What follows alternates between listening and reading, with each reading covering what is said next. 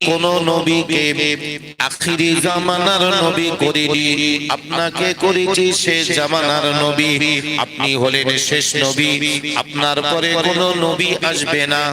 এমন করে আপনাকে দিয়ে আমি নবুয়তের খতম করে দেব, সিল মেরে দেব। এমন একটা দিন আপনি প্রচার করে দেবেন, এমন একটা ধর্ম আপনি পৃথিবীতে রেখে যাবেন। আপনার পৃথিবী ছেড়ে চলে যাওয়ার পরেও যারা সেই ধর্মকে অনুসরণ অনুকরণ করে চলবে, যারা সেই ধর্মকে মান্যতা দিয়ে চলবে, আমি আল্লাহ পাক আল্লাহ তাআলা তাদের জন্য একটা সুন্দর জান্নাতের ব্যবস্থা করে রেখেছি। জান্নাতিন তাজরি মিন তাহতিহাল আনহার, এমন একটা জান্নাত যার নিচে দিয়ে নহর চলে যাবে। শান্তি শান্তি শান্তি ছাড়া কিছুই না। সুবহানাল্লাহ। আর যারা মানবে না তাদের জন্য রয়েছে কঠিন জাহান্নাম। ভাই ওয়াজ অনেক হয়, মূল কথা দুটো, আপনাকে ঠিক করতে হবে আপনি জান্নাতে যাবেন না জাহান্নামে যাবেন। আপনাকে ঠিক করতে হবে। ভাই কেউ কাউকে জাহান্নামেও দিতে পারবে না, আর কেউ কাউকে ইচ্ছা করলে জান্নাতেও দিতে পারবে না। তাই আপনাকে ঠিক করতে হবে আপনি যাবেন কোথায়। যদি বলেন আমি জান্নাতে যাব, তাহলে আপনাকে জান্নাতের রাস্তায় যেতে হবে। আর যদি বলেন আমি জাহান্নামে যাব, তাহলে জাহান্নামের রাস্তাটা ধরতে হবে।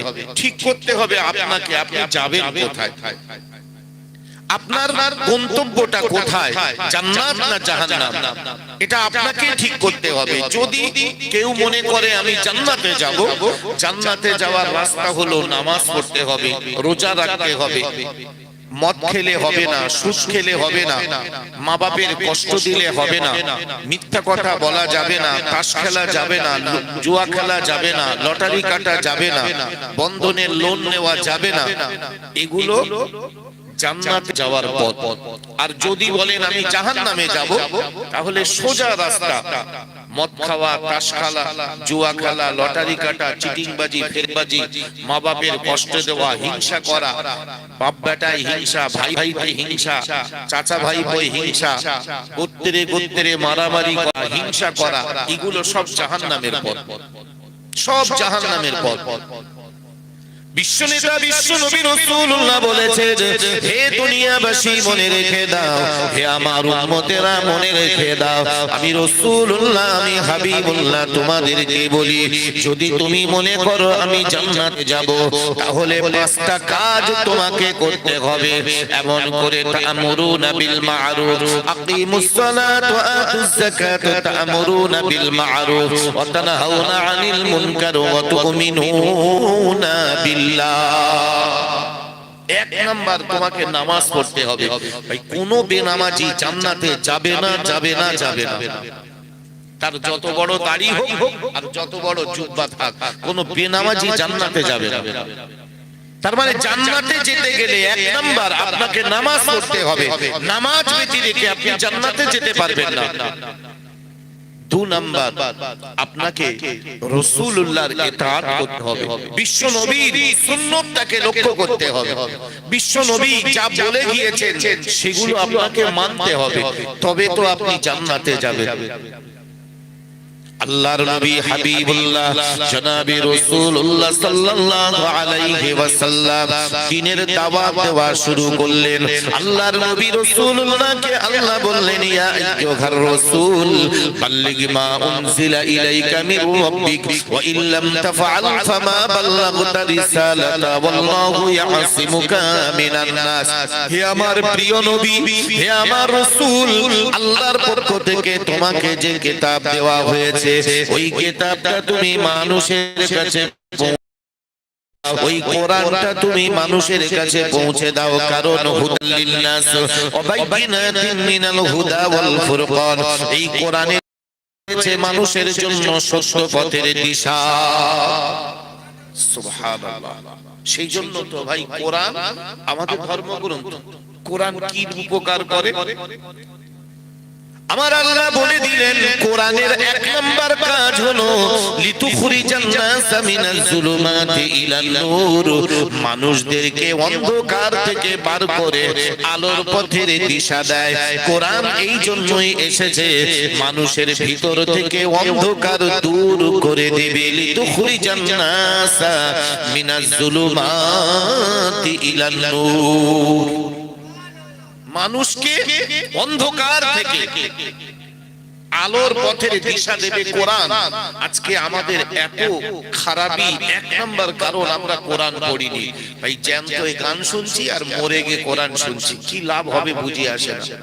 সারা জীবন যে লোকটা কোরআন পড়লো না, কোরআন দেখলো না, কোরআন শুনলো না, কোরআন ছুলো না, আর যেই মারা যাচ্ছে হুজুরকে তার মাথার কাছে 46 খতম করে দিচ্ছে। এইবারে 4 দিন 10 দিন 41 21 কত কি না হবে তার জন্য, অথচ ওই লোকটা বেঁচে থাকাকালীন একবারও কোরআন পড়িনি, একবারও কোরআন দেখিনি, কোরআন ছুঁইনি। লাভ কি হবে, ফায়দা কি হবে?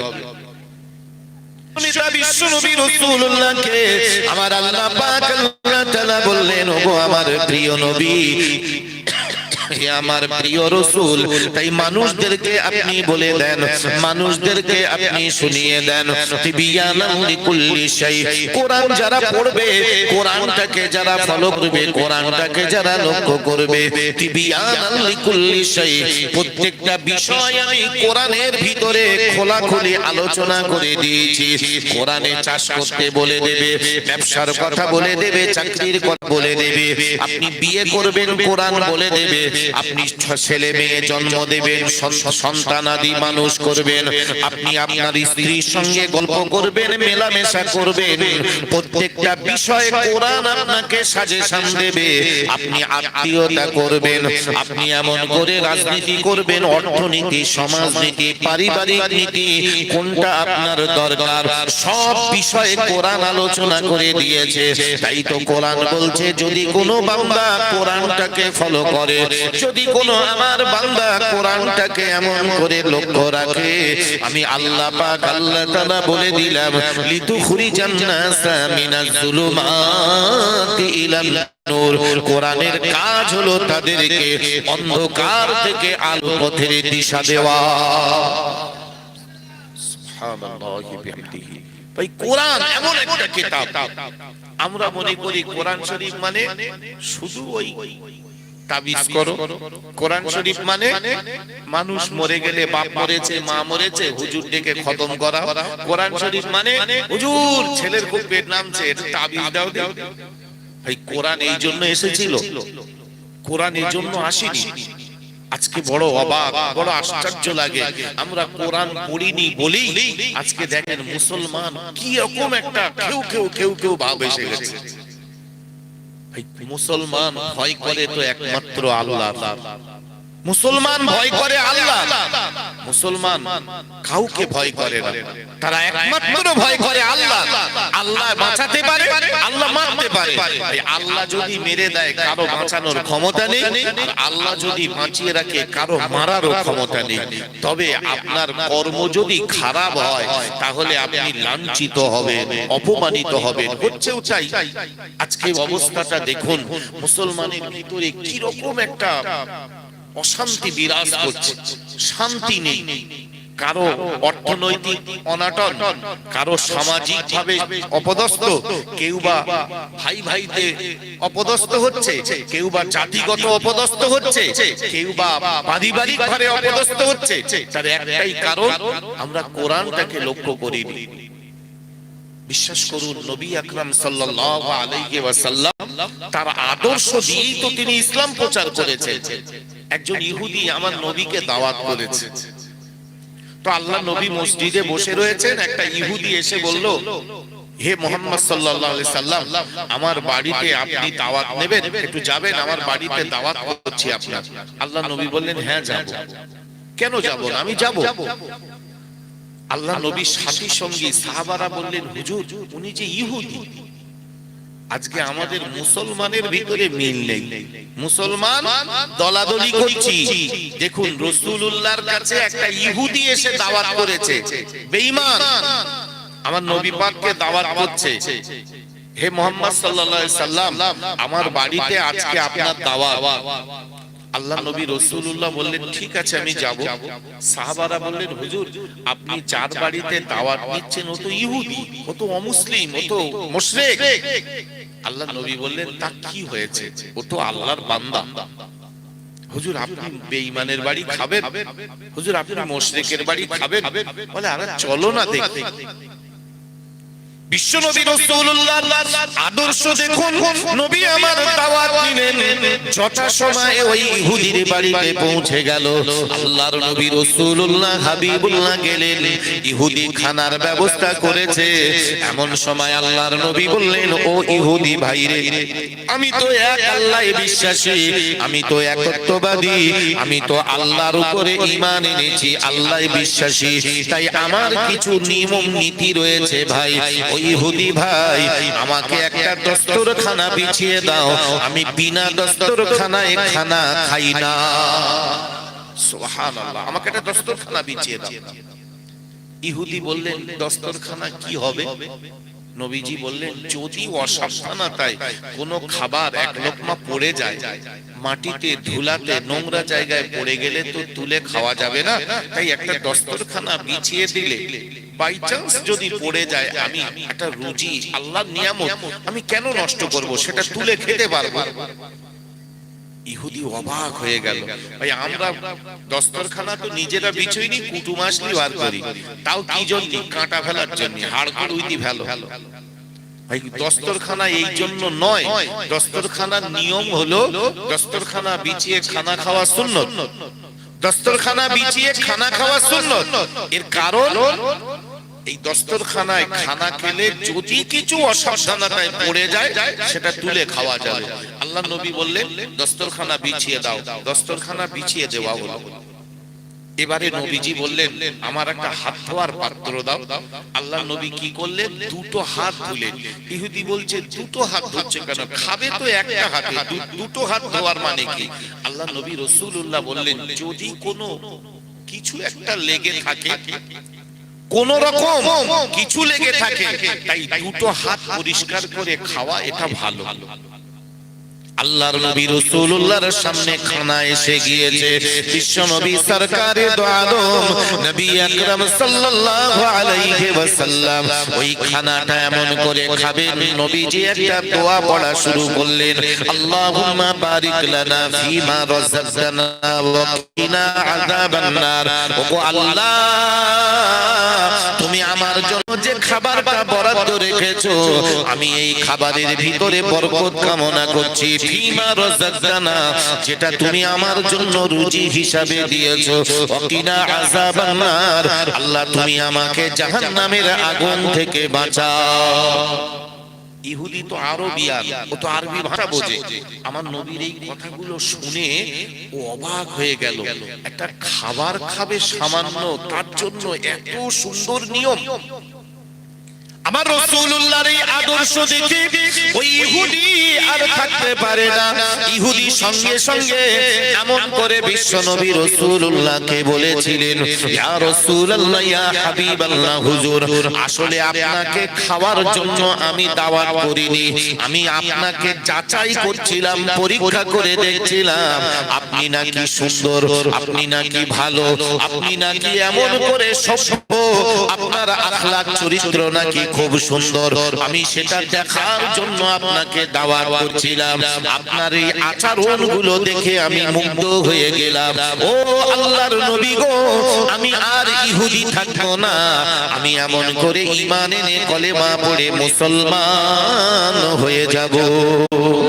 সুবহানাল্লাহ। বিশ্বনবী রাসূলুল্লাহ বললেন, তবে এসো কলেমা পড়ো। আমি তোমার জোর করছি না তো, তুমি জোর করে আমার কলেমা পড়ছো না তো? বলে, না না, আমার ভালো লেগেছে। বিশ্বনবী রাসূলুল্লাহ কলেমা পড়িয়ে দিলেন। ইহুদি কলেমা পড়ে নিল। কলেমা পড়ে নেওয়ার পরে আল্লাহর নবী রাসূলুল্লাহ বললেন, এসো আমি আর তুমি একসঙ্গে খানা খাই। আল্লাহর নবী সাহাবাদেরকে নবী বললেন, ও আমার সাহাবারা বলো, আমি কি ইহুদির বাড়ি খানা খেয়েছি না মুসলমানের বাড়ি খানা খেয়েছি? সাহাবারা অবাক হয়ে গেলেন। আল্লাহর নবী রাসূলুল্লাহ বলেন, ও আমার সাহাবারা মনে রেখে দাও, আমি রাসূলুল্লাহ, আল্লাহ আমাকে বলেছেন, লাকাদ কানা লাকুম ফি রাসূলিল্লাহি উসওয়াতুন হাসানা। আল্লাহ আমাকে উত্তম চরিত্র দিয়ে পাঠিয়েছে। ইন্নামা বুইসতু লিমাকারিমিল আখলাক। আল্লাহ আমাকে উত্তম আদর্শ দিয়ে পাঠিয়েছে। আমি তীর দিয়ে, তলোয়ার দিয়ে, ধনুক দিয়ে, লোকবল, অর্থবল দিয়ে আমি ইসলাম প্রচার করিনি। আমার ব্যবহারে মানুষ মুগ্ধ হয়ে, আমার আচরণে মানুষ মুগ্ধ হয়ে ইসলাম কবুল করেছে। সুবহানাল্লাহ। দেখুন, এই ছিল আমার নবীর আদর্শ।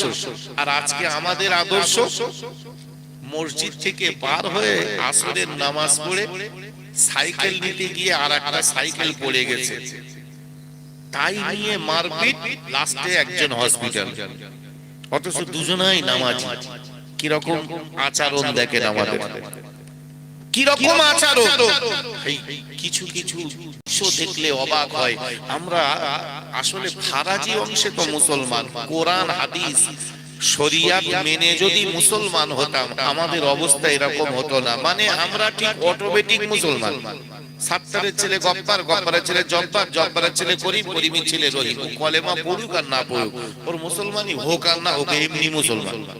জীবনেও কলমা পড়িনি, তাও মুসলমান। কেন? ফারাজি অংশ মুসলমান।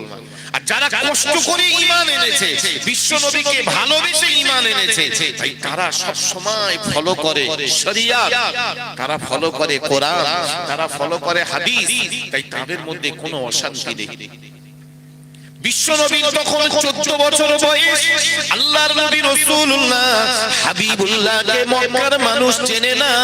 ওই সময় কাবা শরীফ ভাঙা হলো। কাবা শরীফ ভেঙে নতুন করে গড়া হবে। আল্লাহর নবী সরকারে দো আলম রাসূলুল্লাহ হাবিবুল্লাহ তখন মাত্র 13-14 বছরের বালক। আল্লাহর নবী রাসূলুল্লাহ দেখলেন কাবাটাকে ভাঙা হলো। কাবার এই মর্যাদা সম্পূর্ণ পাথর হাজারে আসওয়াদ নিয়ে এক জায়গায় রাখা হলো। কাবা গাঁথা হয়ে গেল। এবারে আরবে 12টা গোত্র ছিল, বনু হাশিম, বনু কুরাইজা, বনু নজির, এই রকম করে 12টা গোত্র ছিল। 12টা গোত্রের মধ্যে একটা বিরাট অশান্তি লেগে গেল। এই গোত্র বলে আমরা দামি, এই গোত্র বলে আমরা দামি, এ বলে আমরা দামি, ওই পাথরটা আমরা রেখে দেব। ওই হাজারে আসওয়াদ পাথরটা, দামি দামি মর্যাদা সম্পূর্ণ পাথর, এ গোত্র বলে আমরা রাখবো, ও গোত্র বলে আমরা রাখবো। সবাই বলছে হাম কিসি সে কম নেই, মানে আমি আমি আমি। এই অহংকার নবীর জামানায় নবী আসলেন, রাসূলুল্লাহ দেখলেন যে তাই তো বিরাট অশান্তি, এই 12টা গোত্র বিরাট মারপিট বেঁধে যাবে, এদের মধ্যে বিরাট লড়াই বেঁধে যাবে। আল্লাহর নবী রাসূল পাক সাল্লাল্লাহু আলাইহি ওয়াসাল্লাম দেখলেন এ তো খুব কাজটা তো ভালো, এই হাজারে আসওয়াদ পাথরটা রেখে দেবে কাবা শরীফের গায়ে, কাজ তো সুন্দর, কিন্তু এইটা নিয়ে তাদের গোত্র গোত্রে বিরাট অশান্তি লেগে গেল। 12টা গোত্রের ভিতরে এ বলে আমি রাখবো, এ গোত্র বলে আমি রাখবো, এ গোত্র বলে আমি রাখবো, এ গোত্র বলে আমি রাখবো। কি হবে? আল্লাহর নবীর চাচা আবু তালেব তখন কাবা শরীফের মোতাওয়াল্লি। নবীজির চাচা আবু তালেব তখন তিনি কাবা শরীফের মোতাওয়াল্লি।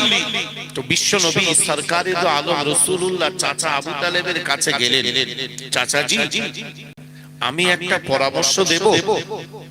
বলছে কি বাবা? বলছে এক কাজ করো না, আজকে আমরা সবাই রাত্রে বাড়ি যাই, কালকে ভোর বেলা যে গোত্রের মানুষ সবার আগে এই কাবার কাছে আসবে, তারাই এই পাথরটা কাবা শরীফের গায়ে লাগিয়ে দেবে, হাজারে আসওয়াদ পাথরটা সেই গোত্র লাগিয়ে দেবে। এই কথাটা আবু তালেব সবাইকে বলে দিল, শোনো, আমার ভাতিজা, আমার ভাইপো আব্দুল্লাহ বিন মুহাম্মদ সাল্লাল্লাহু আলাইহি ওয়াসাল্লাম একটা সুন্দর পরামর্শ দিয়েছে। কি না, আজকে আমরা সবাই বাড়ি যাই, কালকে সকালবেলা ভোরবেলা যে গোত্রের মানুষ সবার আগে আসবে সেই গোত্রের মানুষ এই পাথরটা, হাজারে আসওয়াদ পাথরটা রেখে দেবে কাবার গায়ে। কথাটা ওদের মাথায় ছট করে লেগে গেল। আবু জেহেল, আবু লাহাব, বড় বড় নেতা যারা, তারা বলল কথাটা তো মন্দ না, কারণ সব গোত্রের লোক ভাবছে আমরা তো ঘুমবো না, সবার আগে তো আমি আসবো, সবার আগে তো আমি আসবো। এই ক্লাসে 40 জন ছেলে, কেউ কি মনে করে আমি ফেল করব? সবাই যখন পরীক্ষা দেয় তখন কি মনে করে? সবাই মনে করে আমি ফার্স্ট হব, কিন্তু ফার্স্ট কি সবাই হয়? ফার্স্ট তো একজন হয়, সবাই হতে পারে না, কিন্তু চেষ্টা সবাই করে। তো আবু জেহেল, আবু লাহাব, এই বেঈমানেরা, ওরা বলল ঠিক আছে মেনে নিলাম, বাড়ি যাই, কালকে ভোরবেলা যে গোত্রের মানুষ সবার আগে আসবে সেই গোত্রের মানুষ এই পাথরটা কাবার গায়ে রেখে দেবে, কারণ সবাই ভাবছে আমরা ঘুমাবো না। সবাই মিলে বাড়ি চলে গেল। আবার বিশ্ব নবী রাসূলুল্লাহ তিনিও চলে গেলেন। কাবার থেকে সবাই যখন বাড়ি চলে গেল, সকালবেলা যখন আসবে ওরা সবাই যখন কাবার কাছে আসছে, যে আগে আসছে সে এসে দেখলো সবার আগে আমার বিশ্ব নেতা, বিশ্ব নবী, নবী মুহাম্মদুর রাসূলুল্লাহ সাল্লাল্লাহু আলাইহি ওয়াসাল্লাম, তিনি সবার আগে কাবায় এসে হাজির। সবার আগে নবীজি এসে হাজির। বলছে কি ব্যাপার, এত ভোরবেলা আসলাম তাও হলো না, এত তাড়াতাড়ি আসলাম তাও হলো না, কি হবে? আলোচনা তো হয়ে গিয়েছে, যে আগে আসবে সেই গোত্রের মানুষ রাখবে। আল্লাহ নবী কোন গোত্রের ছিল? নবীজি ছিলেন কুরাইশ বংশের ছেলে, নবীজি কুরাইশ বংশের ছেলে, তাহলে চুক্তি আলোচনা অনুযায়ী কুরাইশ বংশটা রাখবে। কিন্তু নবী কি করলেন? কি সুন্দর বুদ্ধি দেখুন, বিরাট একটা অশান্তি থেকে কিভাবে বাঁচাচ্ছে দেখুন। বিশ্ব নবী রাসূলুল্লাহ হাবিবুল্লাহ গায়ে ছিল তার এমন একটা চাদর, আল্লাহর নবী মাটিতে এমন করে চাদরটা বিছিয়ে দিলেন, হাজারে আসওয়াদ পাথরটা হাতে করে তুললেন, ওই চাদরের উপরে রাখলেন। চাদরের উপরে রেখে আমার বিশ্ব নেতা বিশ্ব নবী রাসূলুল্লাহ বললেন, ও আরবের 12টা গোত্রের মানুষ, তোমাদের 12 জন নেতাকে আমার কাছে পাঠাও, তোমাদের 12 জন নেতাকে এমন করে আমার কাছে পাঠিয়ে দাও, আমি দেখব 12 জন নেতা তোমরা কারা আছো, তোমরা একটু এমন করে সামনে চলে এসো, তোমরা 12 জন নেতা, আমি তোমাদেরকে দেখতে চাই, তোমরা কারা কারা এমন করে এই গোত্রের নেতা, কারা কারা গোত্রের নেতা, আমি তোমাদের 12 জনকে দেখতে চাই, তোমরা এই সামনে চলে এসো। 12 জন সামনে চলে এলো। বিশ্ব নবী সরকারে দো আলম নবী আকরাম সাল্লাল্লাহু আলাইহি ওয়াসাল্লাম তিনি এমন করে দেখলেন 12 জন মানুষ সামনে চলে এসেছে। আল্লাহর নবী রাসূলুল্লাহ হাবিবুল্লাহ নবী আমার বললেন, তোমরা এই চাদরে 12 জন ধরো। 12 জন চাদরটা ধরেছে, উঁচু করে তুলেছে। এবারে নবী মুহাম্মদুর রাসূলুল্লাহ জিজ্ঞাসা করে, বলো এই নামি দামি হাজারে আসওয়াদ পাথরটা কার হাতে রয়েছে? 12 জনই বলছে আমার হাতে, কারণ চাদরের ভিতরে পাথর আর 12 জন তো ধরে রেখেছে। বলছে কার হাতে, কোন গোত্রের হাতে আছে? সবাই বলছে আমার হাতে, আমার হাতে, আমার হাতে। তো বলছে তাহলে কার হাতে? 12 জনার হাতে রয়েছে। বিশ্ব নবী রাসূলুল্লাহ বললেন, এবারে তোমরা তাহলে বলতে তো পারো না যে অমুক গোত্র রেখেছে, অমুক গোত্র রেখেছে, কারণ চাদর উঁচু করে, পাথর উঁচু করে ধরে আছো, তোমরা তো 12 জন। আল্লাহর নবী কি করলেন? ওই হাজারে আসওয়াদ পাথরটা চাদর থেকে নিয়ে নবী আমার কাবার গায়ে এমন করে সেটে দিলেন, লাগিয়ে দিলেন। আল্লাহর নবী রাসূলুল্লাহর এই আচরণ, এই দৃশ্য দেখে আবু জেহেলের মতো বড় বড় নেতারা অবাক হয়ে গেল। বিরাট রক্তক্ষয়ী মারামারি কাটাকাটি হানাহানি থেকে এই ছোট্ট ছেলে মুহাম্মদ সাল্লাল্লাহু আলাইহি ওয়াসাল্লাম যেভাবে একটা গোত্রের মধ্যে তিনি মীমাংসা করে দিলেন, আল্লাহর নবী রাসূলুল্লাহর আদর্শ দেখে অবাক হয়ে গেল। গোটা মক্কার অলিতে গলিতে আমার নবীর নামটা প্রচার হয়ে গেল। সবাই আমার নবীকে দেখতে আসে। হায়রে, এইটুকু 14 বছর 13 বছর 14 বছরের ছেলে মক্কার একটা বিরাট মারামারি থেকে গোত্রে গোত্রে মারামারি, নিজেদের মধ্যে বিরাট একটা রণক্ষেত্র বেঁধে যেত।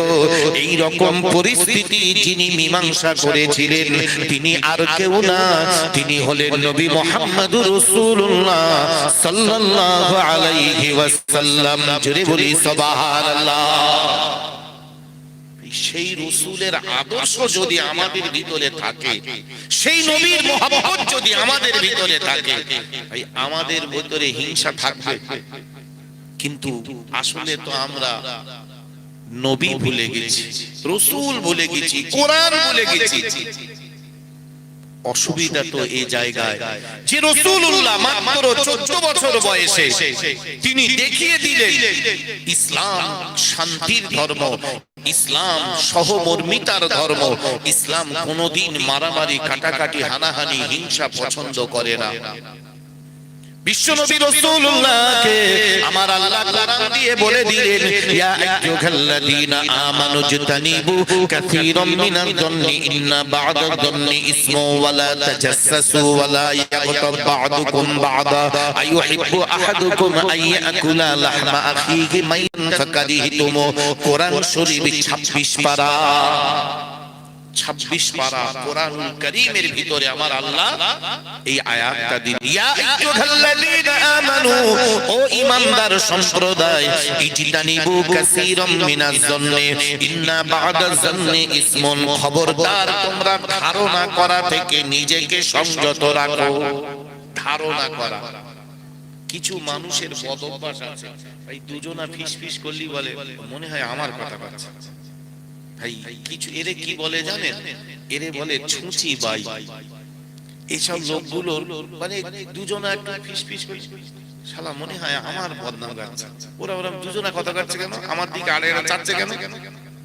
আল্লাহ পাক কোরআন শরীফে বললেন, ইজতানিবু কাসীরাম মিনাজ যন্নি, তোমরা ধারণা করা থেকে নিজেকে সংযত রাখো, না জেনে না বুঝে ধারণা করো না। মনে রেখে দাও, ইন্না বা'দাজ যন্নি ইসমুন, অনেক ধারণা আছে তোমাদের জন্য সেটা গুনাহ। ভাই দুজন লোক শীতের সময় পুকুর পাড়ে বসে রয়েছে, গোসল করবে, দুজনারই চোখ লাল, দুজনারই চোখ লাল। একজনা মদ খেয়ে লাল করেছে, আর একজনা সারা রাত আল্লাহর ইবাদত করে তাহাজ্জুদের নামাজ পড়ে চোখ তার ঘুম না হয়ে লাল হয়ে রয়েছে। দুজনা পুকুর পাড়ে বসে রয়েছে, গোসল করবে। যে মদ খেয়ে বসে রয়েছে সে ভাবছে আমি তো 3 বোতল টেনেছি, আর ও মনে হয় 6 বোতল মেরেছে, দেখ এরম লাল। আর যে লোক তাহাজ্জুদ পড়ে বসে রয়েছে সে ভাবছে আমি তো রাত জেগেছি, কিন্তু এ কি দু রাত জেগেছে নাকি, এর তো হেভি লাল। কি রকম অবস্থাটা দেখেন, দুজনাই কিন্তু বসে রয়েছে, ওদিকে একজন এদিকে একজন, দুজনাই চোখ লাল। একজনা নামাজি লাল আর একজনা মদ খেয়ে লাল। যে মদ খেয়ে লাল করে রেখেছে সে বলছে আমি তো 3 বোতল খেয়েছি, তাই তো আমার যা হচ্ছে। ও তালি মনে হয় 6 বোতল খেয়েছে, দেখ চোখ লাল হয়ে রয়েছে। আর যে নামাজি সে ভাবছে আমি তো একটা রাত জেগেছি তাই আমার চোখ লাল, ও তো বেশি লাল, ও মনে হয় 2 রাত জেগে নামাজ পড়েছে। ভাই এই জন্য বিশ্ব নবী রাসূলুল্লাহকে কিছু মানুষ গালিগালাজ করেছে, নবীজির নামে খুব বাজে বাজে কথা বলেছে। হযরতে আবু বকর সিদ্দিক রাদিয়াল্লাহু তাআলা আনহু এসে বললেন, ইয়া রাসূলুল্লাহ, ওরা না আপনার খুব গাল দিচ্ছে, খুব ছোট বড় বলছে, খুব বাজে বাজে কথা বলছে। আল্লাহ নবী বললেন, আবু বকর আমি তো আয়না, আমি তো আয়না। হযরতে আবু বকর বুঝতে পারেননি, বললেন হুজুর আপনাকে গালিগালাজ করছে, আপনাকে গালাগালি দিচ্ছে। বলছে হ্যাঁ ঠিক, শোনো আবু বকর আমি হলাম আয়না, আয়না বোঝো? হযরত আবু বকর বললেন, জি হুজুর, আমাদের সূরত দেখা যায়। বলে, হ্যাঁ ঠিক ঠিক, আমি হলাম আয়না, যে খারাপ সে আমাকে খারাপই দেখতে পাবে, কারণ আয়নায় ভাই আমার মুখ ভরা দাড়ি, আয়নায় গেলি এক দাড়ি চাঁচা দেখাবে? যা দাড়ি ছিল আয়নায় কি চেঁচে গেছ কখন? এরকম হয় কোনোদিন? আয়নায় সেইটাই দেখা যায় যেটা আমার আছে, আমার টুপি পরা, গোপলা, দাড়িওয়ালা, আমি এইটাই দেখতে পাবো। আয়নায় গিয়ে গোপ চাচা, টুপি নেই, দাড়ি চাচা, যা আমি তো নাকি অন্য কেউ? এরকম হয়? কোনোদিন হবে না, কারণ আমি যেরকম আয়নায় সেই রকমটা দেখতে পাবো। আল্লাহর নবী রাসূলুল্লাহ বলেছিলেন, আবু বকর খবরদার কারো না জেনে গুমান করো না, কারো প্রতি তুমি এমন করে ধারণা করো না। আবু বকর মনে রেখে দাও, যারা আমাকে গালিগালাজ করছে, যারা আমাকে বাজে বাজে কথা বলছে, আসলে ওরা খারাপ, তাই আমাকে ওরা খারাপ নজরে দেখতে পায়। তুমি আবু বকর তুমি ভালো, তাই তুমি আমার মধ্যে ভালো দেখতে পাও, কারণ আমি হলাম তোমাদের কাছে আয়না। ও আবু বকর, তোমার ভিতরটা যেমন তুমি আমাকে ওই রকম দেখতে পাবে, আর যার ভিতরটা খারাপ সে আমাকে খারাপ হিসেবেই দেখবে। যে খারাপ খারাপ দেখবে, আসলে ও খারাপ, তাই ও আমারে খারাপ দেখতে পাচ্ছে। আসলে আমি তো তোমাদের কাছে আয়না। আল্লাহ বলে দিলেন, হে নবী তুমি বলে দাও, ইজতানিবু কাসীরাম মিনাজ জান্নি ইন্না বা'দাজ জান্নি ইসমুন। খবরদার তোমরা ধারণা করবে না, তোমরা গুমান করবে না, কারণ ধারণা তোমাদেরকে অনেক খারাপ জায়গায় নিয়ে চলে যায়। খারাপ ধারণা তোমাদেরকে অনেক খারাপ করে দেয়, তোমাদেরকে অনেক নীচ করে দেয়, তোমাদেরকে অনেক এমন করে পদস্খলন ঘটিয়ে দেয়।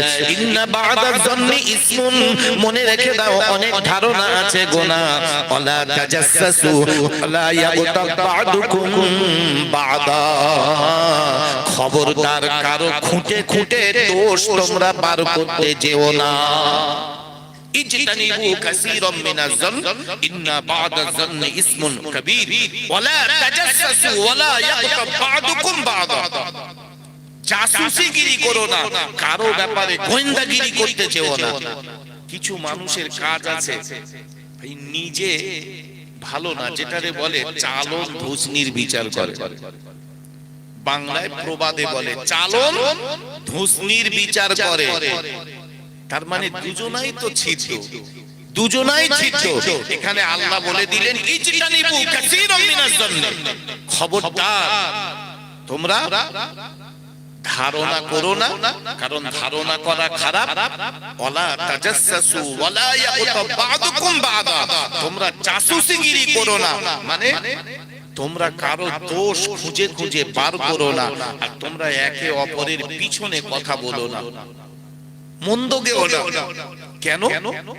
বিশ্বনেতা বিশ্বনবী রাসূলুল্লাহ হাবিবুল্লাহকে আমার আল্লাহ পাক কোরআন দিয়ে বললেন, মনে রেখে দাও এই কাজগুলো যারা করে, আইয়ুহিব্বু আহাদুকুম আইয়াকুলা লাহমা আখিহি মাইতান ফাকারিহতুম।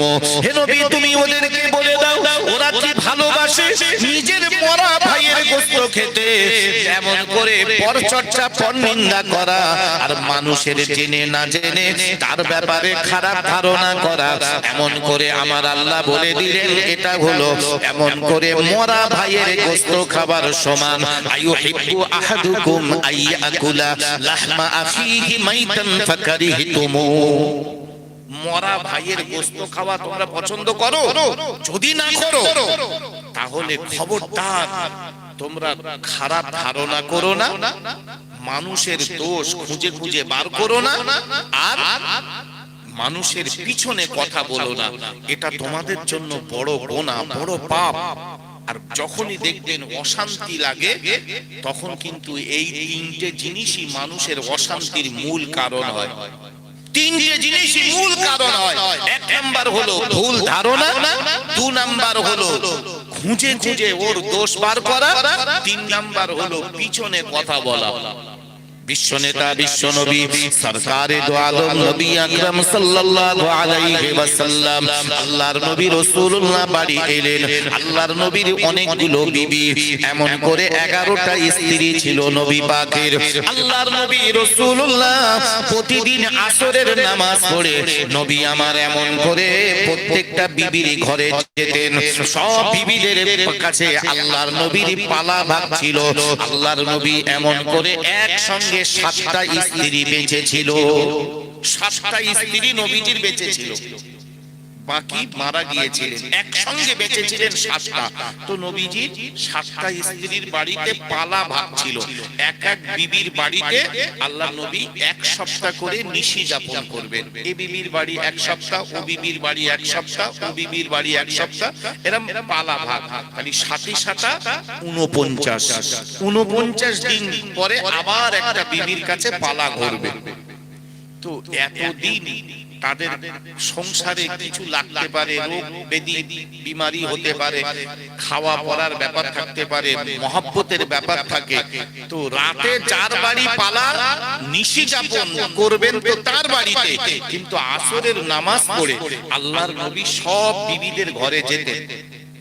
রাসূলুল্লাহ সবার ঘরে যেতেন। তোমার কিছু লাগবে, তোমার কোনো প্রয়োজন আছে, খাওয়া পড়া, কোনো ঔষধ, কোনো কিছু তোমার দরকার আছে, একটু কথা বলে আরেকজন বিবির ঘরে যেতেন, আরেকজন বিবির ঘরে যেতেন। ভাই আসর থেকে মাগরিব সময়টা তো কম, সেই জন্য রাসূলুল্লাহ অল্প অল্প সময় সব বিবির ঘরে একটু একটু করে দেখা করতেন।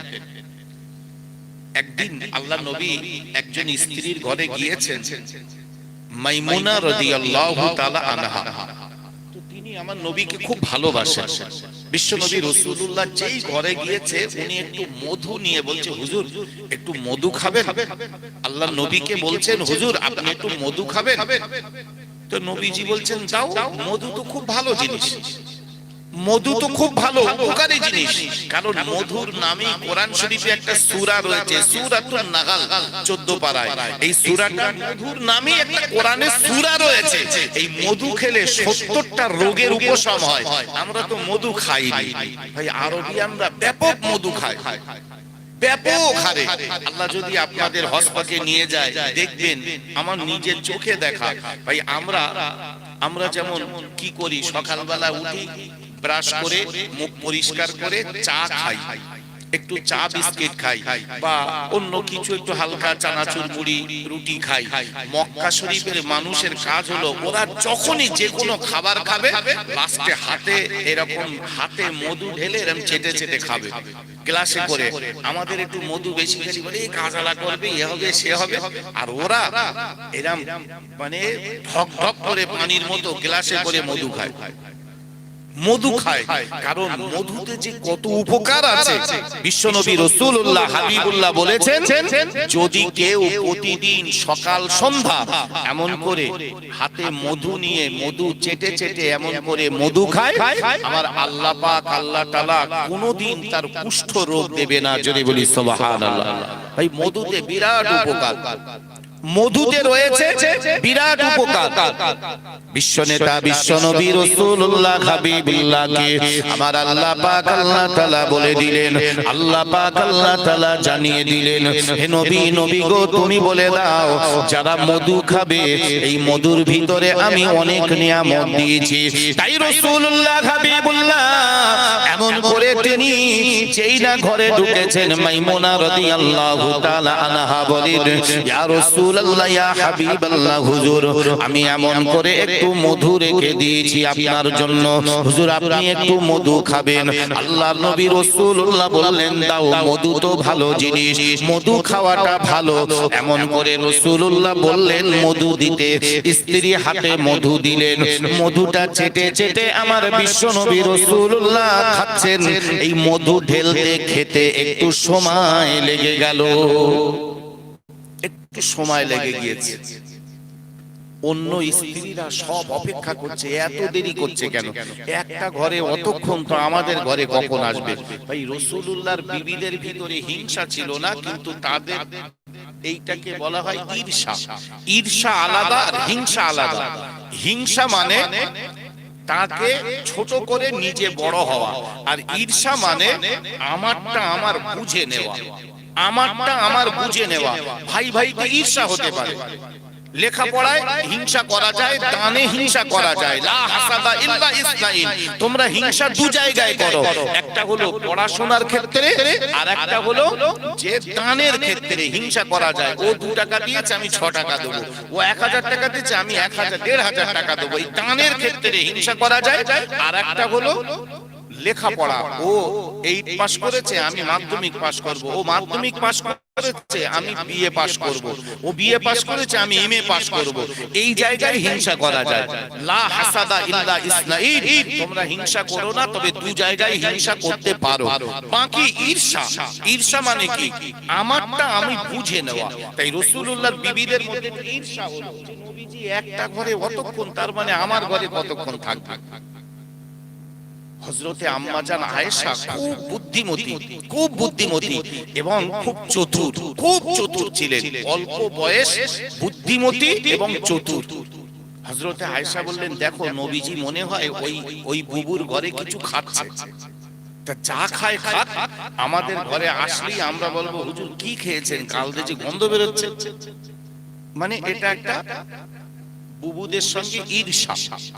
বিশ্বনবী রাসূলুল্লাহ মধু খেলেন, মধু খাওয়ার পরে একটু কথা বলতে মধু খেয়ে সময় গেল, আল্লাহ নবী বেরিয়ে আরেকটা বিবির ঘরে গেলেন।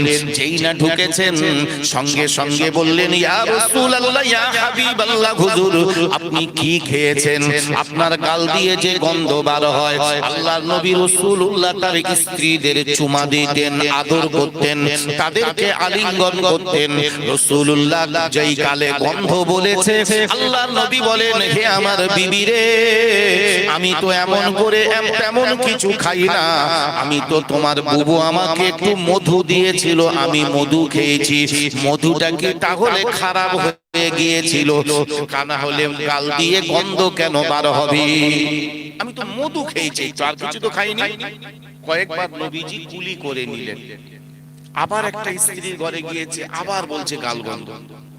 নবী বললেন, কি ব্যাপার, গাল গন্ধ? আমি তো মধু খেয়েছি, গাল গন্ধ হবে কেন? আসলে যে সবাই যুক্তি করেছে এটা তো নবী জানেন না। ভাই, স্বামী স্ত্রীর আনন্দ করা জায়েজ, এটা শরীয়তে জায়েজ বলেছে। নবীজির স্ত্রীরা নবীর সঙ্গে তো আনন্দ করছেন। তো বিশ্ব নবী রাসূলুল্লাহ হাবিবুল্লাহ কি করলেন? নবীজি বললেন, আমি তো তেমন কিছু খাইনি, তা গাল গন্ধ বেরোবে কেন? এক এক করে সবাই বলছে গাল বন্ধ।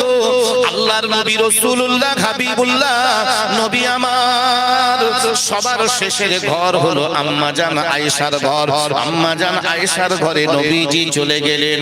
আল্লাহর নবী রাসূলুল্লাহ যেই না ঢুকেছেন, আম্মা জান আয়েশা বলেন, হুজুর একটুখানি দাঁড়ান, আপনার গাল দিয়ে যে খুব গন্ধ বার হয়। আল্লাহর নবী আয়েশাকে খুব ভালোবাসেন, প্যার করেন। আল্লাহর নবী বললেন, আয়েশা তোমরা আমার প্রাণের বিবি, মহাব্বতের স্ত্রী, আমি তোমাদের আলিঙ্গন করব, চুমা দেব, বুসা দেব, আদর করব। আর আমার যদি গাল গন্ধ লাগে তোমাদের, এটা তো ভালো না। আয়েশা, আমি তো অন্য কিছু খাই না, আমি একটু মধু খেয়েছি, মধু খেলে গাল গন্ধ হবে কেন? আল্লাহর নবী তখন বললেন, যদি সত্যি মধু খেলে গাল গন্ধ হয়, আমি রাসূলুল্লাহ কসম খেয়ে বলছি আর কোনদিন আমি মধু খাবো না। আমার স্ত্রীরা কষ্ট পায়, আমি রাসূলুল্লাহ সে কাজ করব না। সুবহানাল্লাহি বিহামদিহি। এই জন্য তো নবী বলেছেন, স্বামী স্ত্রীর মহব্বত এটা জান্নাতি নিয়ামত। ভাই, আমরা অনেকে বিড়ি তামাক খাই, কতবার বান্ডিল ফেলে দিয়েছে, কিন্তু ছাড়ে। তুই ফেলবি ফেল, সারা রাত। ভাই, পৃথিবীর মনে হয় একটাই খাওয়া, সব জায়গায় খাওয়া যায়। শুয়ে পড়েও খাচ্ছে, বাথরুমে গিয়েও খাচ্ছে। ভাই, পায়খানা ঘরে গিয়ে কেউ খাবার টাবার দিয়ে খেতে খেতে যা পায়খানা করছে, আর প্যারা খাচ্ছে বসে বসে, এরকম হয়? জীবনেও কেউ করেছ কোনোদিন? কিন্তু বিড়ি খায় আর পায়খানা বের। তার মানে কি, পায়খানা ঘরে গিয়ে একটাই খাবার খাওয়া যায়, সেটা হলো বিড়ি। গালে বিড়ি রয়েছে, এদিকে বাথরুম সেরে দিচ্ছে। ভাই রাসূলুল্লাহ নিষেধ করেছেন তোমাদের গাল গন্ধ হলে তোমাদের স্ত্রীরা যদি কষ্ট পায় তোমরা এমন কাজ করো না। বিশ্বনবী রাসূলুল্লাহ তাই বললেন আমার গাল যদি গন্ধ লাগে তোমাদের আমি এমন কাজ করব না। আল্লাহর নবী কসম খেলেন, আমার আল্লাহ পাক আল্লাহ তাআলা সঙ্গে সঙ্গে বলেন জিবরাইল, ও জিবরাইল তুমি চলে যাও আমার নবীর কাছে চলে যাও, আমার নবীকে গিয়ে বলে দাও ইয়া আইয়ুহান নাবিয়্যু লিমা তুহাররিমু মা আহাল্লাল্লাহু লাকা তাবতাগি মারদাতা আজওয়াজিক। হে আমার নবী, আল্লাহ যেটা হালাল করেছে তোমার স্ত্রীদের খুশি করার জন্য তুমি সেটা হারাম করতে পারো না। আল্লাহ যেটা হালাল করেছে তোমার স্ত্রীদের খুশি করার জন্য তুমি সেটা হালাল করতে পারো না। তাবতাগি, তুমি কি ইচ্ছা করছো, তুমি কি এরকম ভাবছো মারদাতি আজওয়াজিক যে তোমার বিবিরা খুশি হবে? মা হালাল্লাহু লাকা, যেটা আল্লাহ তোমার জন্য হারাম হালাল করেছে তুমি নিজেকে লিমা তুহাররিমু, কেন তুমি হারাম করছো? ভাই এখান থেকে কি বোঝা গেল? ঘটনাটা শুনতে খুব ভালো লাগে ভাই, বিরাট উপদেশ রয়েছে এই ঘটনায়। নবী যাকে আল্লাহ সুবহানাহু ওয়া তাআলা আমাদের রাহবার করে পাঠিয়েছেন, বিশ্ব নবী তার স্ত্রীদের মনে ব্যথা লাগছে, গালগন্ধ লাগছে বলে নবীজি মধু খাওয়াকে হারাম করেছিলেন যে আমি আর কোনোদিন মধু খাবো না। আল্লাহ কোরআন শরীফ, কোরআন দিয়ে, আমি গল্প বলিনি বাপ, কোরআনে এসেছে ইয়া আইয়ুহান নাবিয়্যু লিমা তুহাররিমু মা আহাল্লাল্লাহু লাকা তাবতাগি মারদাতা আজওয়াজিক। আপনাদের যোগ্য ইমাম সাহেব রয়েছে, বলবেন দেখিয়ে দেবে আশা করি। বিশ্বাস করুন, আল্লাহ বললেন হে নবী তোমার স্ত্রীদের খুশি করার জন্য আল্লাহর হালালটাকে তুমি কখনো হারাম করতে পারো না। এক্ষুনি মধু খাও আর কসমের কাফারা দাও। এইটুকু তো ভাবতে হবে, নবীজিকে যদি আল্লাহ এমন কথা বলে রাখেন তাহলে আপনি মনে করছেন নামাজ পড়া, রোজা করা, মিলাদ দেওয়া, যাকাত দেওয়া, ফিতরা দেওয়া খুব ভালো কাজ, অথচ আল্লাহ যদি নারাজ হয় সেটা কি ভালো হবে? সেটা কি ভালো হবে? আল্লাহ যদি নারাজ হয়ে যায় আপনার আমলে তাহলে সেটা কি ভালো হবে? সেটা কখনো ভালো হবে না, সেটা কখনো ভালো হবে না। বিশ্বাস করুন, সেই জন্য ভাই নামাজ পড়লে সওয়াব হয়, কোরআন পড়লে সওয়াব হয়, আবার নামাজ পড়লে কোরআন পড়লে গুনাহ হয়। এই মেয়েরা এত কথা কাচ্ছে কেন? এই বাবারে, এক জায়গায় বলি এ ঘুজুর ঘুজুর করবি। একটুখানি আমার মাদেরকে বলছি, মাগো একটুখানি চুপ করুন, কারণ কোরআন শরীফে কেন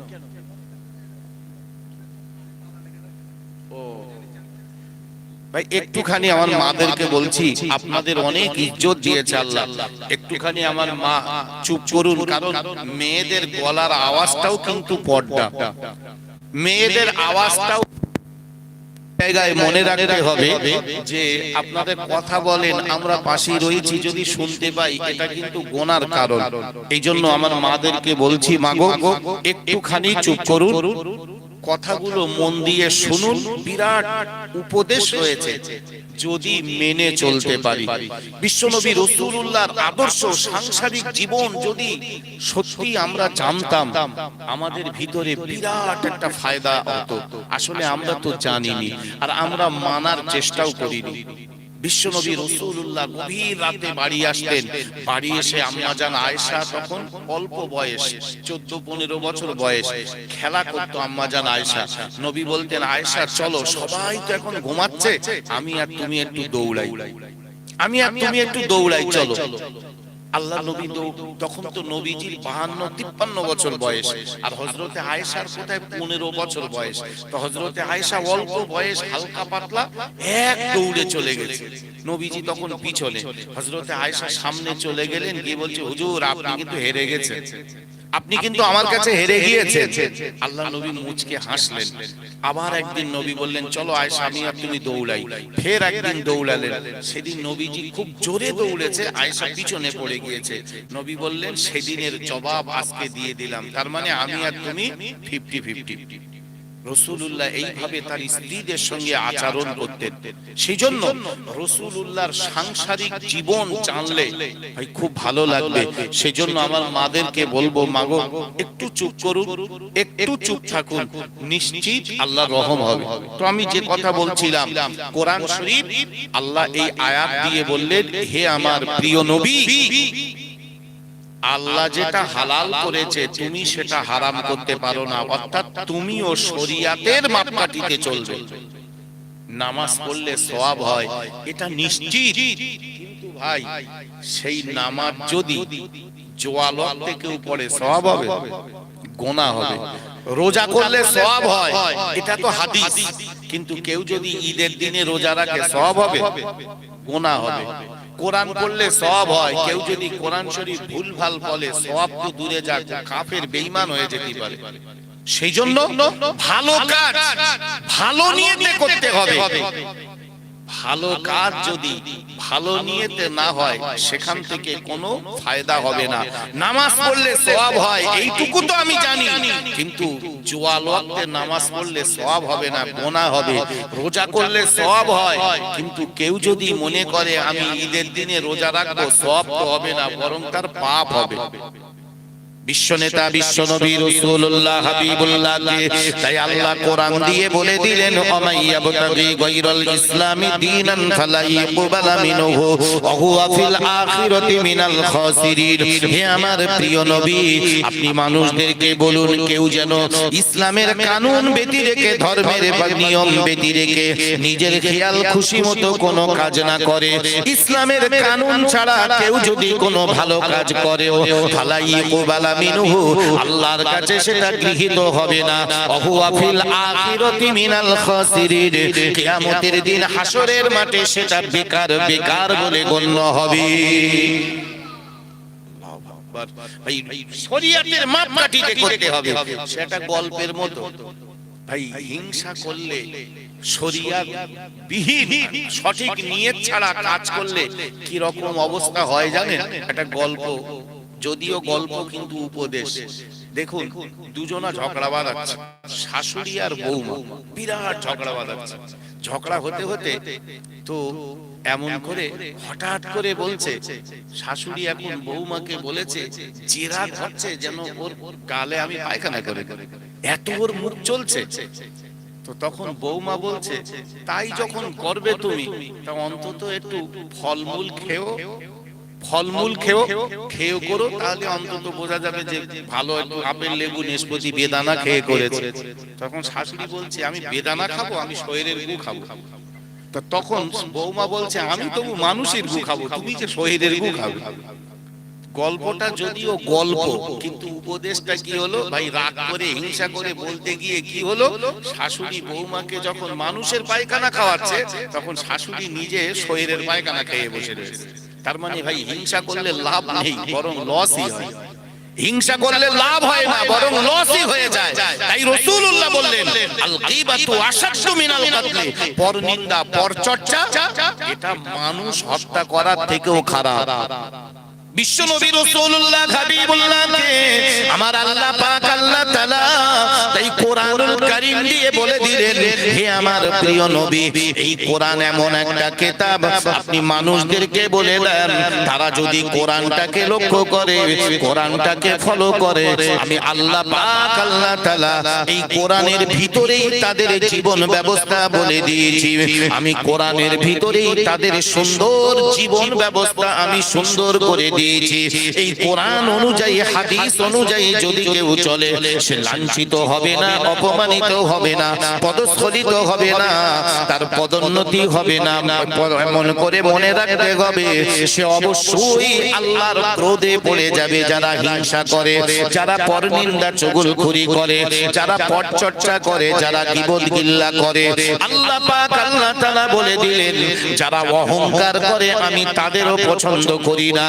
ইন্নাল্লাহা লা ইউহিব্বু কুল্লা মুখতালিন ফখুর, যারা অহংকারী আমি তাদেরকে পছন্দ করি না। কোরআন শরীফ দিয়ে আমার আল্লাহ পাক আল্লাহ তাআলা বললেন, হে নবী, নবী গো, আপনি মানুষদেরকে বলুন, মানুষদেরকে বলে দেন, এই কোরআন তাদেরকে অন্ধকার থেকে আলোর পথের দিশা দেবে। লিতুখরিজান নাসা মিনাজ যুলুমাতি ইলান নূর, অন্ধকার থেকে আলোর পথের দিশা দেবে। তাই তো বিশ্ব নবী 23টা বছর অক্লান্ত পরিশ্রম করলেন। আল্লাহ সময় মতো, প্রয়োজন মতো তার কাছে দিলেন কোরআনুল কারীম। আল্লাহর নবী ধীরে ধীরে ধীরে ধীরে ধীরে ধীরে সেই কোরআন মানুষের কাছে পৌঁছে দিলেন।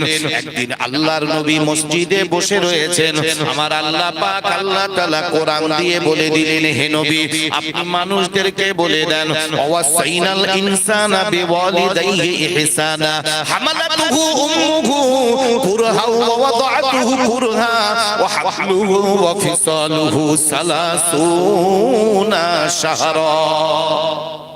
আপনি মানুষদেরকে বলে দেন তারা যেন তাদের মা বাপের সঙ্গে ভালো আচরণ করে। কেন?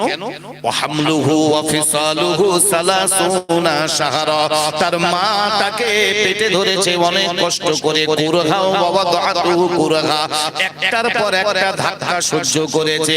5 মাসে পেটে গুঁতো মেরেছে ছেলে, ডান দিকে গুঁতো মারে মা, লজ্জার কথা শরমের কথা কাকে বলবে? ঘরের ভিতরে একবার এপাশ একবার ওপাশ করে। 7 মাস 8 মাস 9 মাস হয়ে গিয়েছে, পেটের বাচ্চা বড় হয়ে গিয়েছে, 2 কেজি 2.5 কেজি ওয়েট হয়ে গিয়েছে। মা লজ্জা শরম পায়, কারো সঙ্গে বলতে পারে না। স্বামী বাড়ি আসলে গলাটা জড়িয়ে ধরে বলে, স্বামী গো, মনে হয় আমি আর বাঁচব না, মনে হয় জীবন আমার বেরিয়ে যাবে। আল্লাহর নবী রাসূলুল্লাহকে কোরআন দিয়ে তাই আমার আল্লাহ বলে দিলেন, হে নবী, নবী গো, আপনি তাদেরকে বলে দেন, সন্তানদেরকে বলে দেন, কুরহা ওয়া ওয়াদাআতুহু কুরহা ওয়া হামলুহু ওয়া ফিসালুহু সালাসুনা শাহরা, তার মা তাকে পেটে ধরেছে আর দুধ খাওয়ানো মিলে মোট 30টা মাস এত কষ্ট করেছে। খবরদার সেই মা বাপের সঙ্গে খারাপ আচরণ করো না, সেই মা বাপের সঙ্গে খারাপ ব্যবহার করো না, তাহলে কিয়ামতে ময়দানে মাহশারে হাসরের মাঠে তুমি লাঞ্ছিত অপমানিত হয়ে যাবে। আল্লাহর নবী রাসূলুল্লাহ বললেন, আল জান্নাতু তাহতা আকদামি উম্মিহা, জেনে রেখে দাও সন্তান, তোমার মার পাততলায় রয়েছে তোমার জান্নাত। সুবহানাল্লাহি বিহামদিহি, তোমার মায়ের পাততলায় রয়েছে তোমার জান্নাত। আসলে আমরা কোরআন লক্ষ্য করি না। বিশ্বনবী রাসূলুল্লাহ হাবিবুল্লাহ নবী আমার বললেন, হুমা জান্নাতুকা ওয়া নারুকা, তোমার মা বাপ হলো তোমার জান্নাত, তোমার মা বাপ হলো তোমার জাহান্নাম। যদি কোনো সন্তান মনে করে আমি জান্নাতে যাব, 5 ওয়াক্ত নামাজ আদায় করো, মা বাপের খেদমত করো, পরনিন্দা চগলখুরি বন্ধ করে দাও, হারাম সুদ ঘুষ লোন নেওয়া বন্ধ করে দাও, তুমি সততার জীবন যাপন করো। মনে রাখো, হারাম টাকায় খাটে শোয়ার থেকে হালাল টাকায় চেটায় শোয়া তোমার জন্য অনেক ভালো। হারাম টাকায় গোশত খাওয়ার থেকে হালাল টাকায় পেঁয়াজ ঝাল দিয়ে পান্তা ভাত খাওয়া অনেক গুণে ভালো, কারণ তোমার পরকালটা অনেক লম্বা, ইহকালটা তোমার জন্য কিছুক্ষণ। এটা তোমার কিছুক্ষণ, আর পরকালটা তোমার চিরস্থায়ী, বহুক্ষণ, যার কোনো সীমা নেই, যার কোনো সীমা নেই।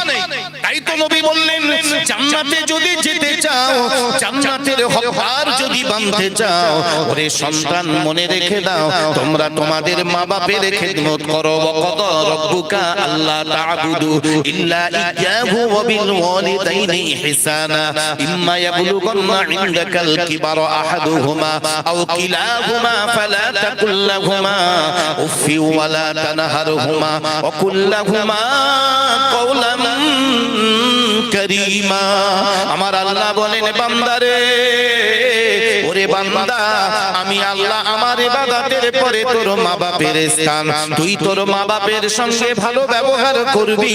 তারা যখন বুড়ো আর বুড়ি হয়ে যাবে, তাদের সঙ্গে মিষ্টি মিষ্টি কথা বলবি, মাধুর্যপূর্ণ কথা বলবি। এমন কথা বলবি না যেন তোর মা মনে ব্যথা পেয়ে বলে উফ। একবার মা যদি উফ শব্দ ব্যবহার করে বেটা, তোমার জন্য 40 বছরের ইবাদত নষ্ট হয়ে যাবে। মা যদি ব্যথা পেয়ে বলে উফ বেটা, এরকম কথা বললি, এইরকম কথা বললি, 40 বছরের ইবাদত বরবাদ হয়ে যাবে। আজকে আমরা ইসলাম বুঝি না, ইসলাম বুঝি না, যার কারণে আজকে আমরা লাঞ্ছিত, অপমানিত, হেয় প্রতিপন্ন। ভাই বিশ্বাস করুন, ইসলামটাকে আঁকড়ে ধরতে হবে। মিলাদ অনেক শোনা হয়, মিলাদ অনেক হয়, কিন্তু আমলে আনাটাই কিন্তু মূল কাজ। মিলাদ দেওয়াটা মূল কাজ না, মিলাদ দেওয়াটা মূল কাজ না। খুব আফসোস, দুঃখ লাগে। তাই একদিন একটা জলসায় গিয়েছি, আমার টাইম 7টা থেকে 9টা। তো আমি সেখানে গিয়ে বললাম ভাই 7টা থেকে 9টা জলসা হবে, তো এশার নামাজ কখন হবে? আমারও তো নামাজ পড়া হয়নি, তো চলেন না ভাই নামাজটা পড়ে নিয়ে জলসা শুরু করি। তো কিছু ছেলে পিলে, বেশি অংশ যুবক ছেলেরা তো মিলাদ দেয়, কিছু ছেলে ওই ফিস ফিস ফিস ফিস করছে। তা আমি কি বলছে একটু কান পেতে দেখি, ওরে বাবা, ওরা বলছে এই তার মানে না বলছে আর টাইম কমাচ্ছে, তার মানে বেশিক্ষণ বলবে না, বলবে অনেকটা পয়সালে পালাবে। আমি বলি হায় রে, নামাজ পড়তে বললিও দোষ, তার মানে ওরা মনে করে টাইম কমাচ্ছে। আমি বলি আচ্ছা করছি, ঠিক আছে তোর কতক্ষণ বলতে হবে বল? তাহলে 2 ঘন্টা। আমি 1 সেকেন্ড আমি বাড়াবো না কমাবো না, 2 ঘন্টাই বলবো। চল একসাথে নামাজটা পড়ে নে। তখন বলছে ও মজলিস একবার ভেঙে গেলি, উঠে গেলে আর আসবে না কেউ। আমি বলি যারা বেনামাজি বললে মিলাদ করার থেকে তুই বাদ দে, বন্ধ কর, আমি পয়সা ওজন দিয়ে যাচ্ছি তোদের। যারা নামাজ পড়বে না তাহলে তাহলে মিলাদ করে আমার লাভটা কি হবে? একসাথে নামাজ অন্তত পড়া হবে, কি সুন্দর এরকম একটা মজলিস পাওয়া যায়। সচরাচর মসজিদে তো সামনের কাতারে সেই গপ্পা চা সাতটা চা, মানে দাঁত পড়ে গেছে, হেঁটো রস কমে গেছে, সেই কটা বুড়ো ছাড়া পাওয়া যায় না। আর জোয়ান যুবক গুলো সব ঘুমোচ্ছে। হায়রে, কিছু মসজিদ দেখলে মনে হয় ফজরের সময় মসজিদে গেলে মনে হয় চাঁড়াল ফাড়া না মুসলমান কি জানি, 3-4 বুড়ো মসজিদে বসে রয়েছে আর ঘুমোচ্ছে সব। আমি বলি এই গ্রামে মুসলমান নেই? তাহলে 120 ঘর। আমি 120 ঘর থেকে যদি একটা করেও আসে, 120 জন তো হওয়ার কথা ছিল, মাত্র 3 জন। মুয়াজ্জিন সাহেব তো ঘুমোচ্ছে। মানে জলসা করে ফিরছি, সম্ভবত আমার জলসা ছিল সেই ক্যানিং জীবনতলার ওই সাইডে। তো আমার টাইম ছিল সেখানে রাত 1টা থেকে 3টে। তো 3টে জলসা সেরে আমি ফিরছি, আস্তে আস্তে বলি ফজরের ওয়াক্ত হয়ে গেছে, বলি নামাজ কোথায় পড়ি? রাস্তার ধারে দেখলাম মসজিদ, গিয়ে দেখি কেউ নেই। তো একজন ঘুমোচ্ছে আর ওইরাম নাক ডাকাচ্ছে। তো আমি বলি জমাত মনে হয় হয়ে গেছে। আমি আমার ড্রাইভার রয়েছে, আমরা দুজনা বলি চলো নামাজ পড়ে নেই। তা বলি বুড়োটা ডেকে দেখি। তো বুড়োটার ডেকেছি আমি, ও চাচা চাচা জমাত হয়ে গেছে। ধড়ামড় ঠেলে উঠেই বলতে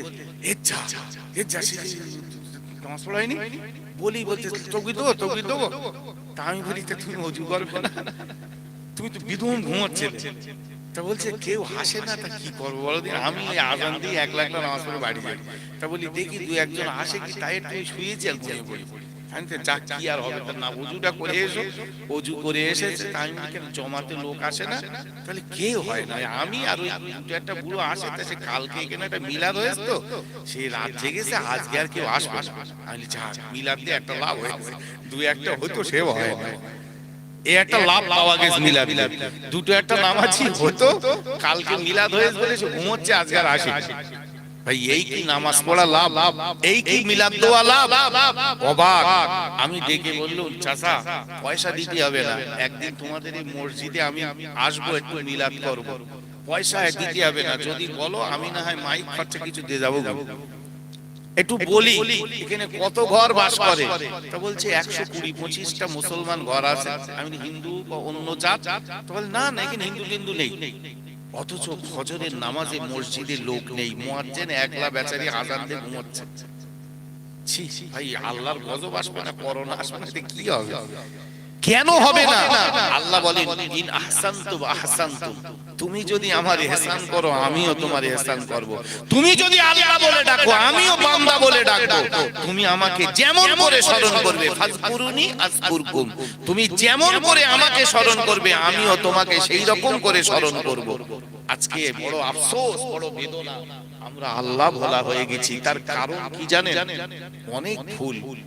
মাথায় গাছে যখন দেখবেন, গাছে যদি পোকা লাগে, সব পোকা কিন্তু পাতায় লাগে না, কিছু পোকা কিন্তু গোড়ায় লাগে। গোড়ায় পোকা লাগলে গাছে, মাথায়, পাতায় তেল দিয়ে কোনো লাভ নেই।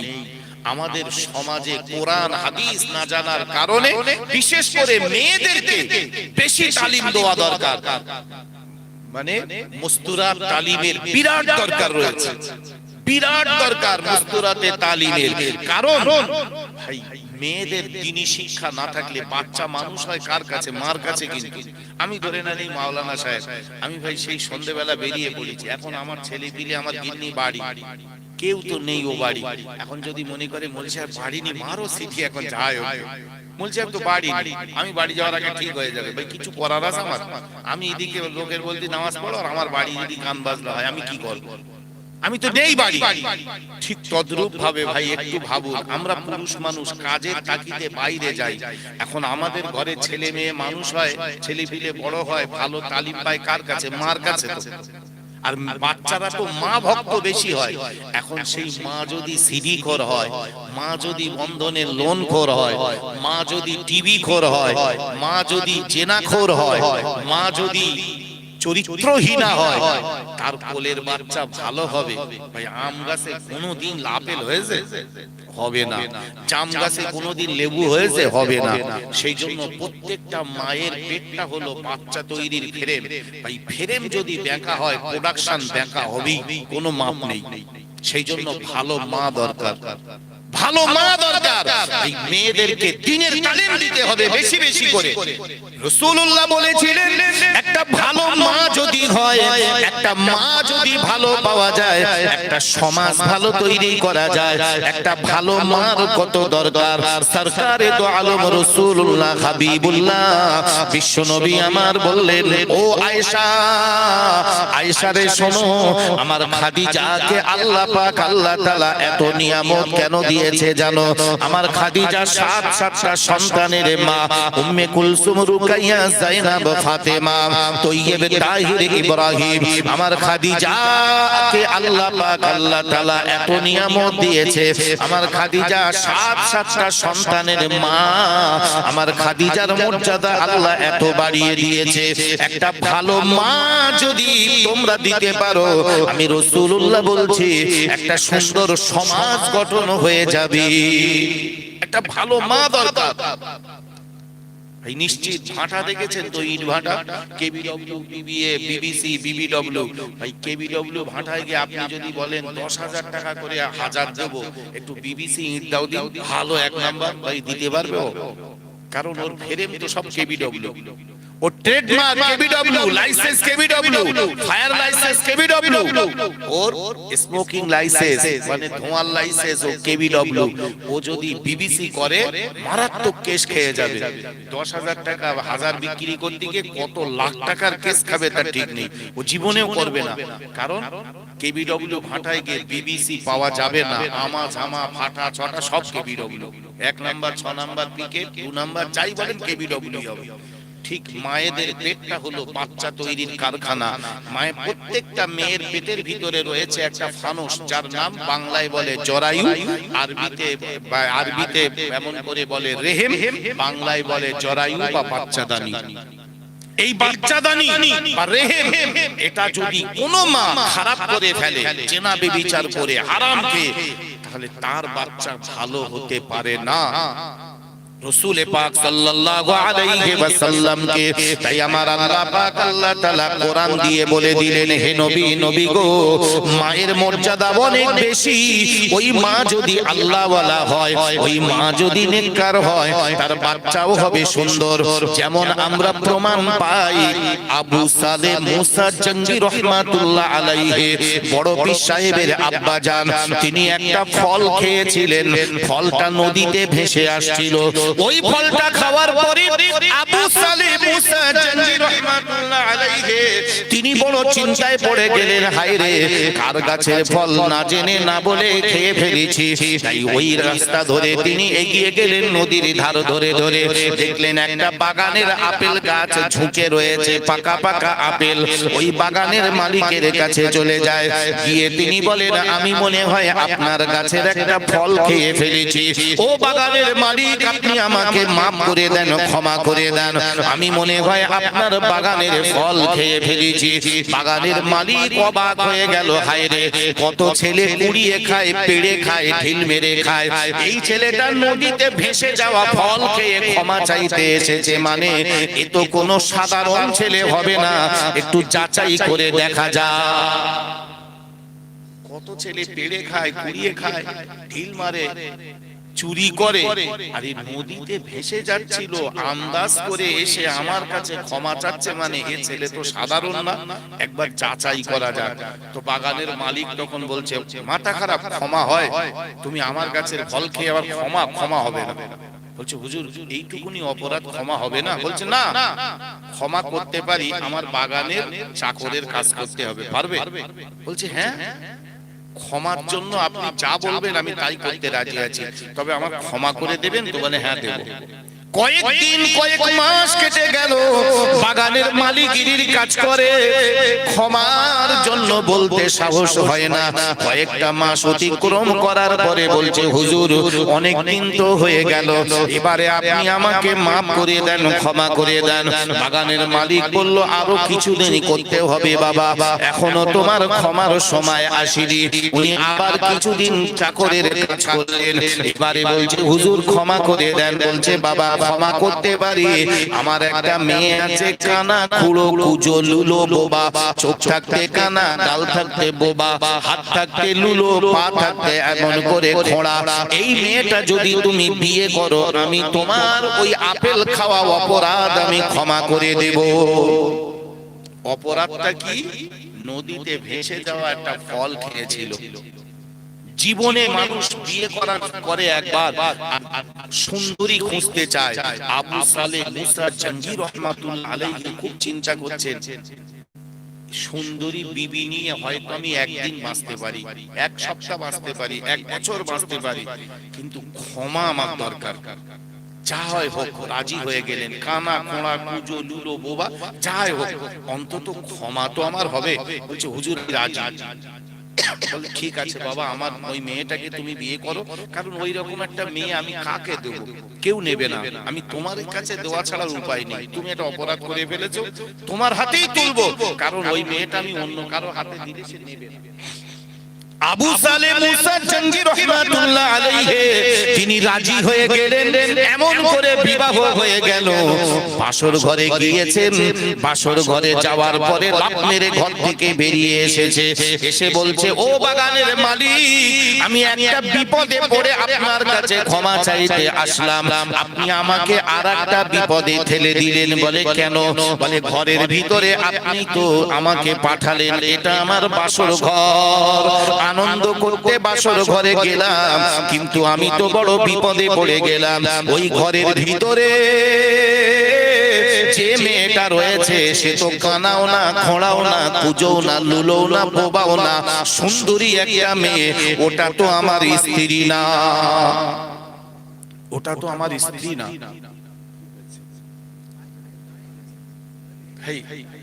একটুখানি চাপবেন, শীতকাল তো অসুবিধে নেই, বাইরে অনেকটা লোক দাঁড়িয়ে রয়েছে, বলছে একটু মেহেরবানি করে ভাই একটুখানি যদি চাপেন, মুখেরটা একটুখানি মুখটা ছেড়ে দেন, জায়গাটা কম, আপনারা অনেকগুলো মানুষ, একটু একটুখানি মেহেরবানি করে ভাই একটু চেপে আসলে জায়গা হয়ে যাবে, অনেক জায়গা ফাঁকা রয়েছে, যারা আছেন ভাই মুখের কাছে একটু চাপেন আর তো রাস্তাটা ক্লিয়ার করে দেন, রাস্তাটা একটু ক্লিয়ার করে দেন, জায়গা অনেক আছে, ইনশাআল্লাহ হয়ে যাবে। আলহামদুলিল্লাহ, যে কথা বলছিলাম ভাই আবু সালেহ মুসা জঙ্গি রহমাতুল্লাহ আলাইহি উনি বলছেন যে আমি তো এই মেয়েটাকে বিয়ে করিনি। বাগানের মালিক ওই সময় বলেছিল, হে আবু সালেহ মুসা জঙ্গি, শুনে রেখে দাও, আমার যে মেয়েটা তোমার সঙ্গে বিয়ে দিয়েছি, এই ঘরে যে মেয়েটা, ওই মেয়েটা সত্যিকারের তোমার বিবি, আমার মেয়ে।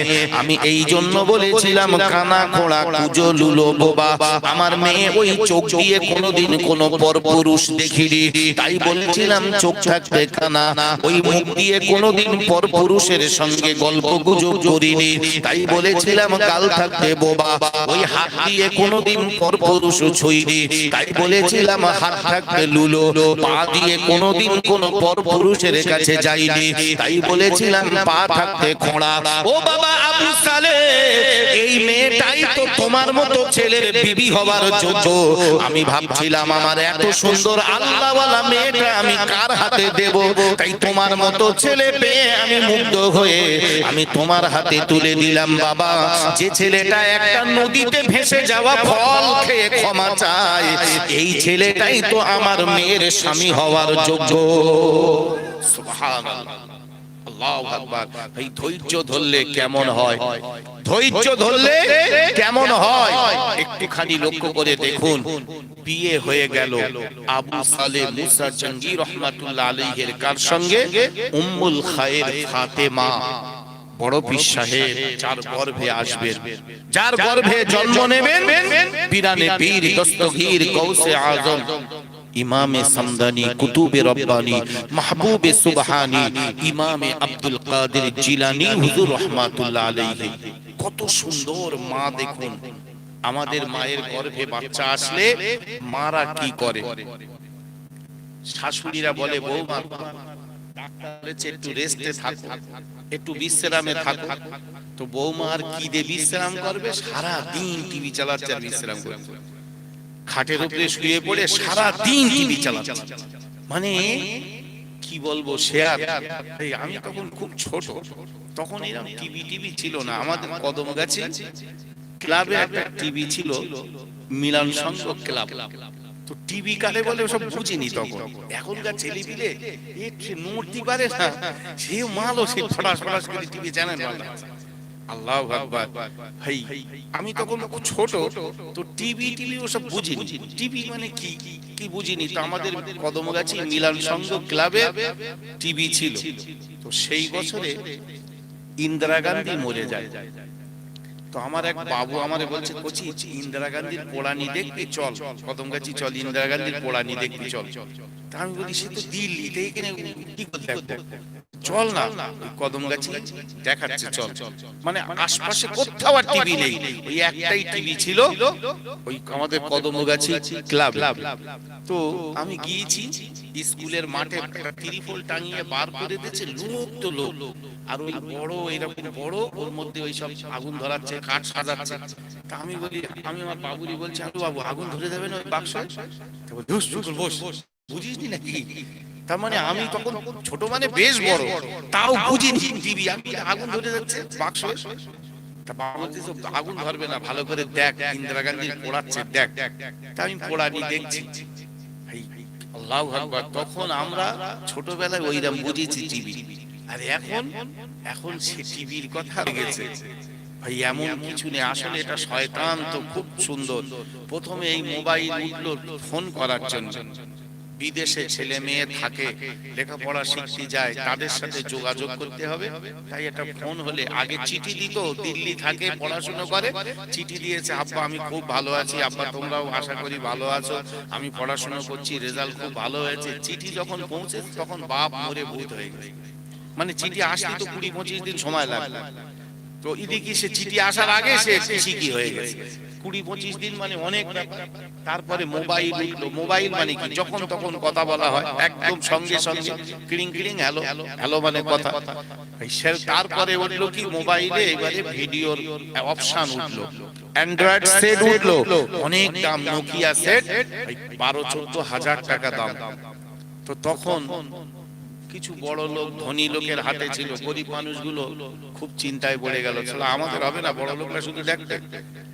শয়তান বলল, দাঁড়া, তোদের একটা ব্যবস্থা করে দিচ্ছি। শয়তান চীন দেশে গেল, চায়না হন্দল হন্দল মাল 800 টাকায় লে, তোরা এবার দেখ। চায়না মোবাইলে ছেয়ে গেল, যার তার হাতে চায়না মোবাইল, আর সেসব অল্প দাম, তো 700, 800, 900 টাকায় এইরকম বড় বড় হন্দল হন্দল সব হাতে এলে ঘুরে বেড়াচ্ছে। এত বড় মোবাইল, কান দেখা যায় না, এইরকম করে রয়েছে, কান দেখা যায় না, এইরকম বড় এক হন্দে, মানে স্ক্রিনটা বড় দরকার, বড় দরকার, হাতে হাতে চালাতে লাগলো। ভাই শয়তান সহযোগিতা করলো, আমরা শয়তানের ফাঁদে পা দিলাম। আজকে পেটে সন্তান আসলে মাদের কর্তব্য কি, কোরআন কি বলছে, হাদিস কি বলছে? কোরআন শরীফ, আমার আল্লাহ পাক, আল্লাহ তাআলার ঘটনা একবার শুনুন, আল্লাহর কুদরত একবার দেখুন। বিশ্বনবী রাসূলুল্লাহ বলেছেন, মেয়েদের গর্ভে যখন বাচ্চা এসে যায়, বেশি বেশি কোরআন তেলাওয়াত করতে হয়, বেশি বেশি কোরআন পড়তে হয়। কোরআন শরীফে এসেছে, ইমরান আলাইহিস সালাতু ওয়াস সালামের বিবি এমন করে তার গর্ভে এসে গেল সন্তান, তিনি আল্লাহর কাছে মান্নত করলেন, ওগো আল্লাহ, আমার পেটের বাচ্চাটা যদি আল্লাহ ভালোভাবে ভূমিষ্ঠ হয়, আমার বাচ্চাটাকে আমি বাইতুল মুকাদ্দাসের খাদেম করে দেব। আল্লাহ পাকের কাছে তিনি একটা মান্নত করলেন, তার মানে আল্লাহ যেন ছেলে দেয়। কোরআন শরীফে আল্লাহ বলে দিলেন, ইদ ক্বালাত ইমরাতু ইমরানা রব্বি ইন্নী নাযারতু লাকা মা ফি বাতনি মুহাররারান ফাতাকাব্বাল মিন্নী ইন্নাকা আনতাস সামিউল আলীম। ইমরান আলাইহিস সালাতু ওয়াস সালামের বিবি, তিনি পেটে বাচ্চা নিয়ে বারবার মানে এমন করে মান্নত করেছে। কোরআনে আল্লাহ সেই ঘটনাটা বলে দিলেন। সেই জন্য রাসূলুল্লাহ বলেছেন যে তোমাদের যখন মায়েরা গর্ভে বাচ্চা আসবে, তোমরা বেশি বেশি করে কোরআন পড়বে। আমাদের মারা কোরআন পড়ে না, মারা কি করে, গান গান শোনায়, গান শুনিয়ে শুনিয়ে তার সর্বনাশ করে দেয়। ওই জন্য মাদ্রাসায় পাঠাচ্ছে, সে 3 মাস 6 মাস হয়ে যাচ্ছে, সে আলিফ দিয়ে আর শেষ হয় না। আসলে এত গান ওর কানে দেশে, সে আলিফ দিয়ে দেশে সব স্লিপ খাচ্ছে, মানে এত গান ঢুকিয়েছে ওর কানে। সেই পেটের থেকে শুরু করে আবার ওই কচি ঘুম পাড়া নিয়ে একটা বাহানা, কচি ঘুম পাড়াবার নাম করে যত পূর্ণ ক্যাসেট সব চালাচ্ছে। পাশের বাড়ি বলতে, হ্যাঁ তোর বউ এত গান গাচ্ছে কেন? বলে, হ্যাঁ কচি ঘুম পাড়াচ্ছে না, মানে কচি ঘুম পাড়াবার নাম করে তুমি যত বড় গান গাও, কোনো অসুবিধা নেই। রাসূলুল্লাহ যে নিষেধ করেছেন। শিশু নবী বলে একটা বই পাওয়া যায়, চটি বই, 35 থেকে 40 টাকা দাম, কিনে স্ত্রীদের হাতে দেবে। হযরতে আয়েশার জীবনী, সুমাইয়ার জীবনী, রুকাইয়ার জীবনী, ফাতেমার জীবনী পাওয়া যায় বাংলায়। মেয়েদের কাছে দেন, মেয়েদের কাছে দেন, তারা পড়ুক, তারা দেখুক তাদের কি জীবন ছিল, আর আমাদের ঘরের মা বোনের কি জীবন। বিশ্বনবী রাসূলুল্লাহ বলেছেন, যে নারী গর্ভে সন্তান থাকা অবস্থায় বেশি বেশি কোরআন পড়ে, তার সন্তান বেহায়া হবে না, বেলজ্জাটে হবে না, বেশরমে হবে না, খারাপ হতে পারে না। তার জ্বলন্ত প্রমাণ পীরানি পীর দস্তগীর গৌসুল আজম বড় পীর আব্দুল কাদের জিলানী হুজুর রাহমাতুল্লাহ আলাইহির মার গর্ভে এলেন। মা ছিল 15 পারার হাফেজা, কেউ বলেছেন 17 পারার হাফেজা। মা ওই বাচ্চাটা এসেছে ওর পেটের ভিতরে গর্ভে, মা এমন করে শুধু শুধু কোরআন পড়ে, কারণ মেয়েদের গর্ভে বাচ্চা এসে গেলে তার শরীর আর নাপাক হয় না। আল্লাহর পক্ষ থেকে প্রতি মাসে মাসে নাপাক হয়ে যায়, কারো 3 দিন, কারো 5 দিন, কারো 7 দিন, কারো 9 দিন, যার যেমন অভ্যাস আছে সে নাপাক হয়ে থাকে। ওই নাপাকের সময় সে কোরআন পড়তে পারে না, নামাজ পড়তে পারে না, রোজা রাখতে পারে না, কলমা কালাম পড়তে পারে না। কিন্তু গর্ভে বাচ্চা এসে গেলে হায়েজ বন্ধ হয়ে যায়, সে এমন করে আর নাপাক হয় না। যতদিন গর্ভে সন্তান থাকবে, পেটে বাচ্চা থাকবে, তার এমন করে বদরক্ত আর বার হবে না। তার পেটের ভিতরে বাচ্চা এমন করে যতদিন থাকবে, তাই মেয়েরা আর নাপাক হয়ে যায় না। বিশ্বনবী রাসূলুল্লাহ বলেন, এই সময়টাই তো তোমার সুযোগ বেশি, বেশি বেশি নামাজ পড়ো, বেশি বেশি কোরআন পড়ো, বেশি বেশি আল্লাহকে ডাকো। কারণ তোমার অন্য সময় যতই তুমি নামাজ পড়ো, প্রতি মাসে হয় তোমার 3 দিন অথবা 5 দিন অথবা 7 দিন তোমার নামাজ কাজা হবে, কিন্তু গর্ভে বাচ্চা এসে গেলে আর নামাজ কাজা হবে না। এবার তোমার সুবর্ণ সুযোগ, তুমি নামাজ পড়ো বেশি বেশি, কোরআন পড়ো বেশি বেশি, আল্লাহর কথা স্মরণ করো বেশি বেশি। বড় পীর সাহেবের আম্মা জান কি করলেন, এমন করে তিনি বেশি বেশি কোরআন পড়েন।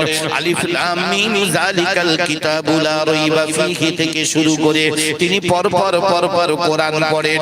আস্তে আস্তে যখন বাচ্চা পেটে নড়ানড়ি করে, ডান দিকে গুঁতো মারে, বাম দিকে গুঁতো মারে, আম্মা জান এমন করে কি করে, উম্মুল খায়ের ফাতেমা ঘরের ভিতরে গিয়ে একবার এপাশ একবার ওপাশ করে, যন্ত্রণা হয়, পেটে ব্যথা হয়। 4 মাস 5 মাস 6 মাস 8 মাস হয়ে গেল।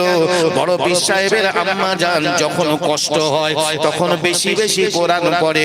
আলিফ লাম মিম সায়াকুলুস সুফাহাউ তিলকার রুসুলু লাম তানালুল বিররা ওয়াল মুহসানাতু লা ইউহিব্বুল্লাহু ওয়া ইযা সামি'ু ক্বালা ওয়া আন্নানা ক্বালাল মালাউ واعلموا انما غنمتم يعتذرون وما من دابة وما أبرئ نفسي ربما يود الذين سبحان الذي أسرى بعبده ليلا من المسجد الحرام। 15 পারা কোরআন ধরে আর পড়ে, বারবার পড়ে। বাচ্চা ভূমিষ্ঠ হয়ে গেল, আম্মা জান উম্মুল খায়ের ফাতেমা বড় পীর সাহেবকে দোলনায় দোলা দেয়। বাচ্চাদের অভ্যাস হলো কানের কাছে কিছু একটা বললে ওরা আস্তে আস্তে দুধ খেতে খেতে ঘুমিয়ে পড়ে। বড় পীর সাহেবের আম্মা জান বাচ্চা আব্দুল কাদের জিলানী হুজুরের মাথার কাছে ওই কোরআন পড়ে, কোরআন পড়ে, কোরআন পড়ে। বড় পীর সাহেব ঘুমিয়ে যায়, আবার জেগে গেলে কোরআন পড়ে, দোলনায় দোলা দেয়, কোরআন শোনায়। একটু যখন বড় হলো, মাদ্রাসায় নিয়ে গিয়েছে, ওস্তাদজি আমার বাচ্চাটাকে একটু কোরআনের তালিম দিতে হবে, আমার বাচ্চাটাকে আমি কোরআন শেখাবো। ওস্তাদ বলছে, বাবা তোমার নাম কি? মহিউদ্দিন আব্দুল কাদের। বলে, বলো বাবা। আউযু বিল্লাহি মিনাশ শাইতানির রাজীম, বিসমিল্লাহির রহমানির রহিম, আলিফ বা তা সা জিম হা খা দাল জাল। এমন করে বলতে লাগে। বড় পীর সাহেব হুজুর কি করলেন? আউযু বিল্লাহ বিসমিল্লাহ থেকে শুরু করে তিনি আলিফ লাম মিম বলতে বলতে 15 পারা কোরআন পড়ে দিলেন। জোরে বলি সুবহানাল্লাহ। ওস্তাদের চোখ বড় বড় হয়ে গেল। বলে, বাবা কি ব্যাপার? তোমার মা বলল কোরআনের তালিম দিতে এনেছি, আর তুমি তো দেখছি বাবা কোরআন 15 পারা পড়ে ফেললে। বাবা ও আমার বেটারে বলো, এর আগে কোন মাদ্রাসায় পড়েছো? বড় পীর সাহেব হুজুর বলেছিলেন, জি না, আমি কোন মাদ্রাসায় পড়িনি হুজুর। ওস্তাদজি আমার মা কোরআনের হাফিজা, যতটা আমার মা আমার কানের কাছে এত বেশি বেশি কোরআন পড়েছে, আমি শুনে শুনে মুখস্থ করে ফেলেছি। জোরে বলি সুবহানাল্লাহ। মার মতো মা হলে তবেই তো এমন হবে, মার জবান থেকে শুনে শুনে 15 পারা কোরআনের হাফেজা। আর আজকে আমাদের ছেলে পিলে একটুকুনি ছেলে মোবাইল না দিলে ভাত খায় না, ও মালের কার্টুন দিতে হবে। ভাই এই যদি হয় আমাদের চরিত্র, তাহলে তার সন্তান কিরাম হবে? ওইরাম পেটের থেকে আসতে পারে না, বর্জন বর্জন করতে শুরু করতে, তার মানে সব কানে তৈরি হয়ে। ভাই ভালো হবে না ভাই। আজকে এত খারাপ হচ্ছে কেন বাচ্চা কাচ্চা? এই দোষ কার? বলে সমাজ খারাপ। ভাই সূর্য কি দক্ষিণ দিকে উঠছে নাকি?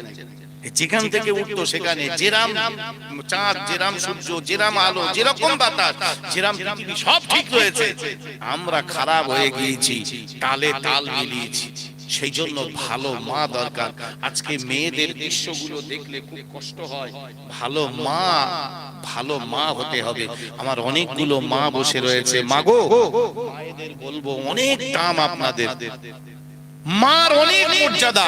তোমার পাততলায় কাদা ধুলো গোবর যাই থাক, নবী বলেছেন তোমার সন্তানের জন্য তোমার পাততলায় রয়েছে জান্নাত।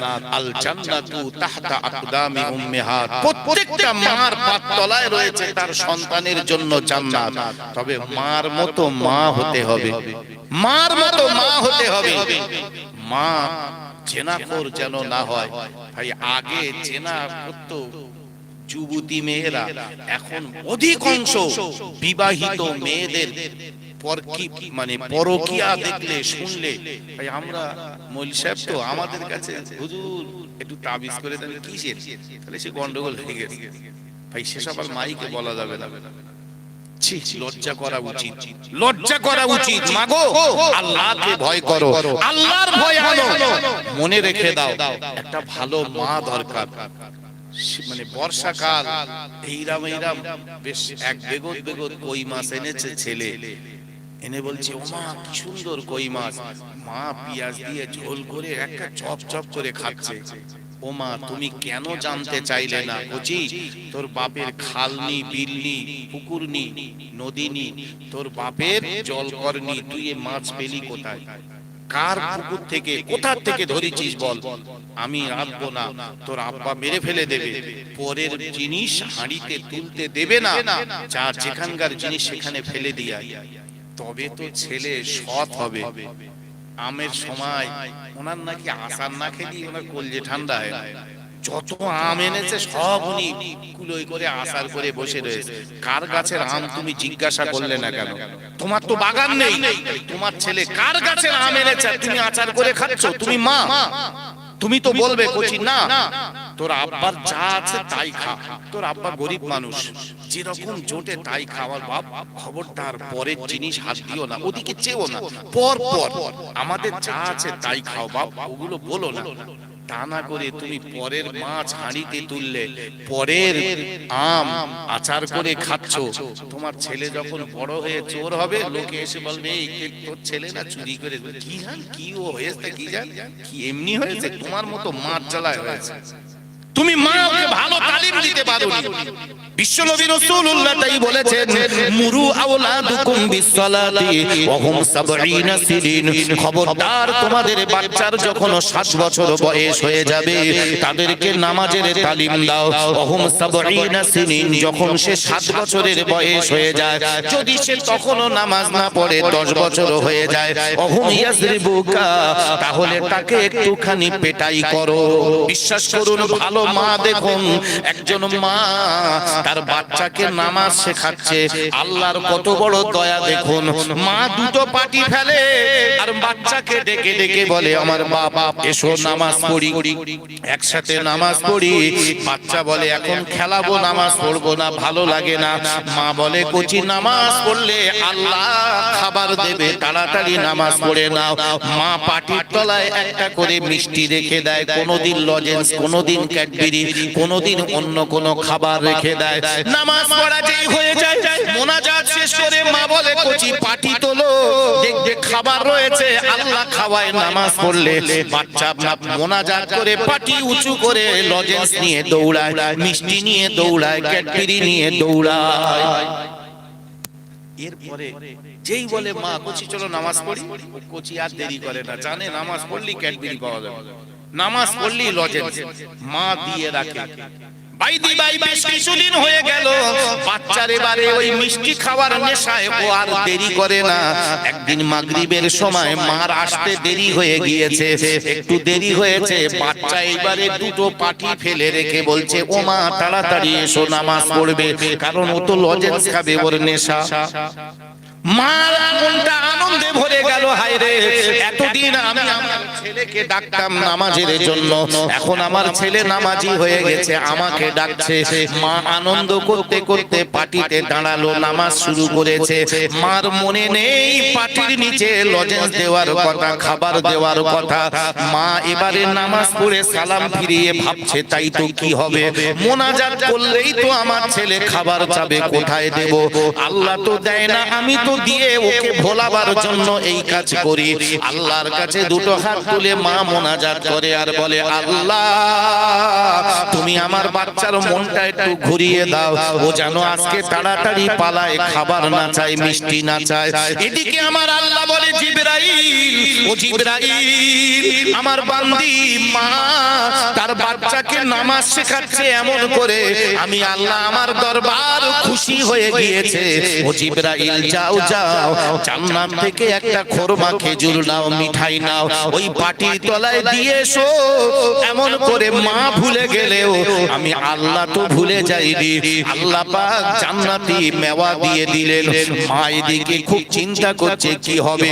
আস্তে আস্তে মোনাজাতে যেই না হাত ঘষেছে, বাচ্চা পাটি উঁচু করেই খাবার নিয়ে দৌড়েছে। মা অবাক হয়ে গেল, কি ব্যাপার, ছেলে তো আমি তো খাবার দেইনি, তাহলে খাবার কোত্থেকে পেল, মিষ্টি কোত্থেকে পেল?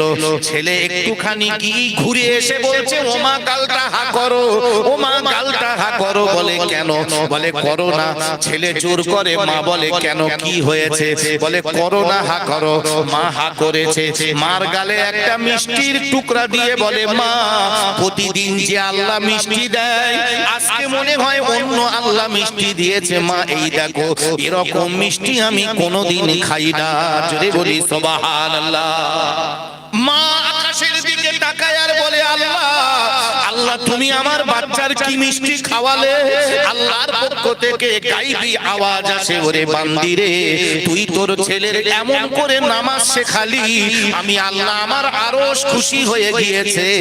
তোর বাচ্চার নামাজ শেখানো দেখে আমি আল্লাহ খুশি হয়ে গিয়েছি। বান্দি, তুই মা ভুলে গেলেও আমি আল্লাহ ভুলে যাইনি। তাই যে মা তার বাচ্চাকে এই রকম করে নামাজ শেখায়, আমি আল্লাহ তাকে দুনিয়ায় বেঁচে থাকা অবস্থায় জান্নাতের মেওয়া খাইয়ে দেই। জোরে বলি সুবহানাল্লাহ। মার মতো মা হতে হবে, হিংসা বর্জন করতে হবে, পরনিন্দা চুগলখড়ি বর্জন করতে হবে, সততার জীবনে ফিরতে হবে। ভাই বিশ্বাস করুন, পৃথিবী ধ্বংস হয়ে যাবে, আমরা সবাই মরে যাব। যে মারছে সেও মরে, যাকে মারছে সেও মরে, সবাই মরে যাব।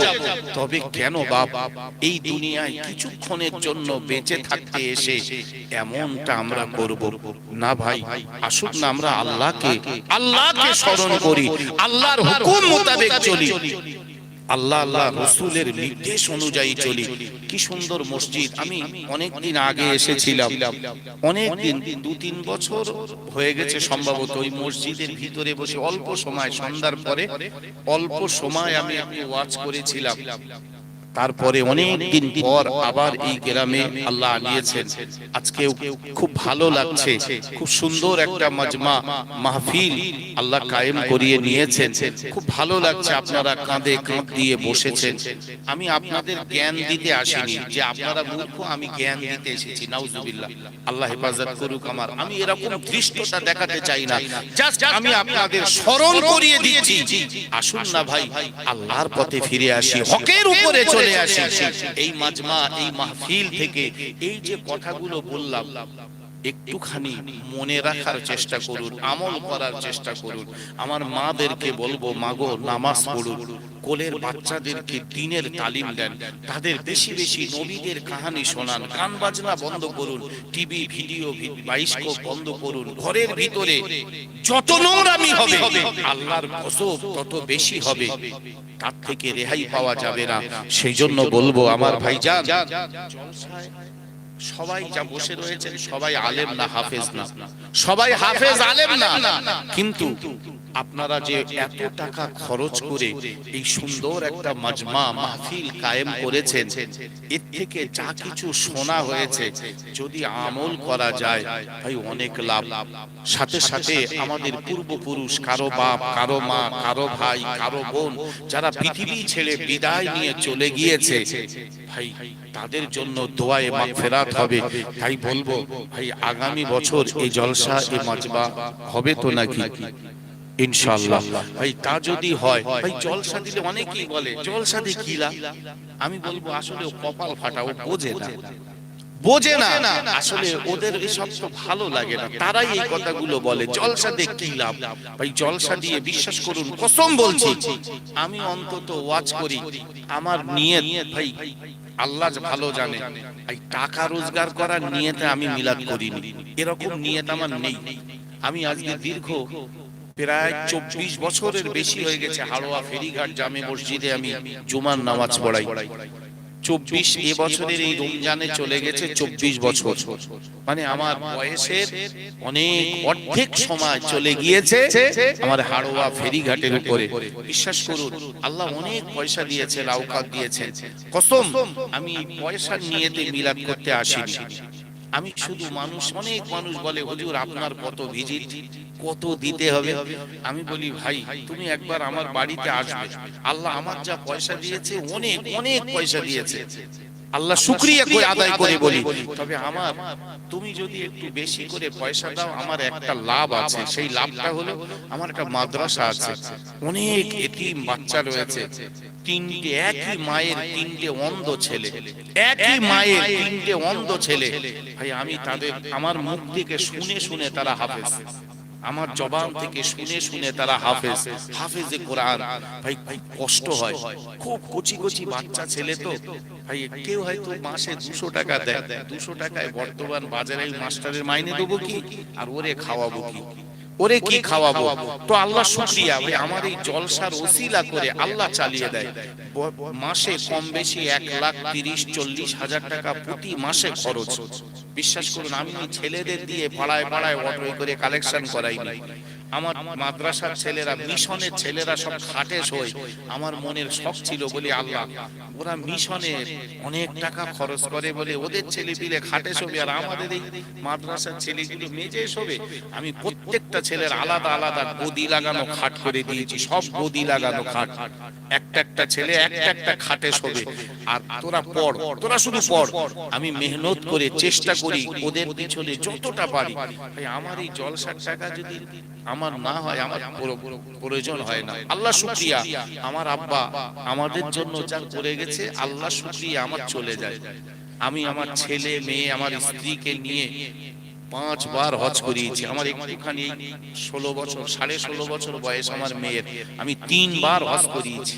আমার মেয়ে বলে আব্বু সবাই টিপ দেয় তুমি আমার দিন দাও না কেন? আমি বলি মা সবাই দেখো তোমার মতো বয়সের কেউ 3 বার হজ করেছে? আমি তোমারে 3 বার কাবায় নিয়ে গেছি, তুমি তখন 2.5 বছর, কোলে করে নিয়ে আমি তোমার গোটা মক্কা মদিনা হজ করিয়েছি। তুমি 9 বছরে ফের তোমার হজ করিয়েছি, তুমি 14 বছরে ফের তোমারে হজ করিয়েছি। আমি তোমার এমনি এমনি হজ করাইনি। আমার মা খবরদার আল্লাহকে ভয় করে চলবে, এখন বিএ ফার্স্ট ইয়ার পড়ে। আল্লাহ শুকরিয়া, ভাই এটা আমার মনে গর্ব হয়, আমি আনন্দ করে বলি যে আমি অন্তত দ্বীনের তালিম তো দিতে পেরেছি। বিশ্বাস করুন, সেই জন্য বলবো জলসা জুলুসের লাভ আছে ভাই। আমি এই যত জলসা বাইরে করি তার থেকে বেশি মনে হয় আমি বাড়ি মিলাদ করি।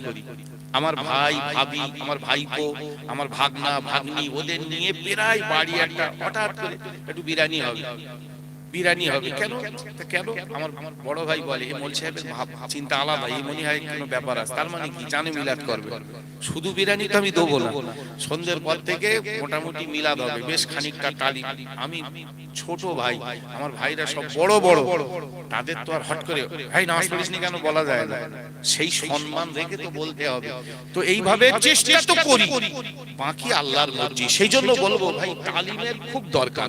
আপনাদের যোগ্য ইমাম সাহেব রয়েছে ভাই, আজকে বর্তমান সময় ইমাম মানে শুধু নামাজ পড়াও, আজান দাও, আর তুমি এইবার পালাও, শুধুই টাকা দিচ্ছি বেরো হয়ে গেলে। ইমাম মানে না, ইমাম মানে নেতা, ইমাম মানে অগ্রগণ্য, ইমাম মানে তাকে সর্বস্তরে সামনে রাখতে হবে। এর নাম ইমাম। ইমামের মর্যাদা যে যা দিতে পারবে সে উন্নত জায়গায় পৌঁছে যাবে। আল্লাহু আকবার। কোনো কিছু হলে, একটা বাচ্চা হয়েছে আপনি নাম রাখবেন, ঝল্টু হল্টু বল্টু এসব নাম রাখবেন কেন?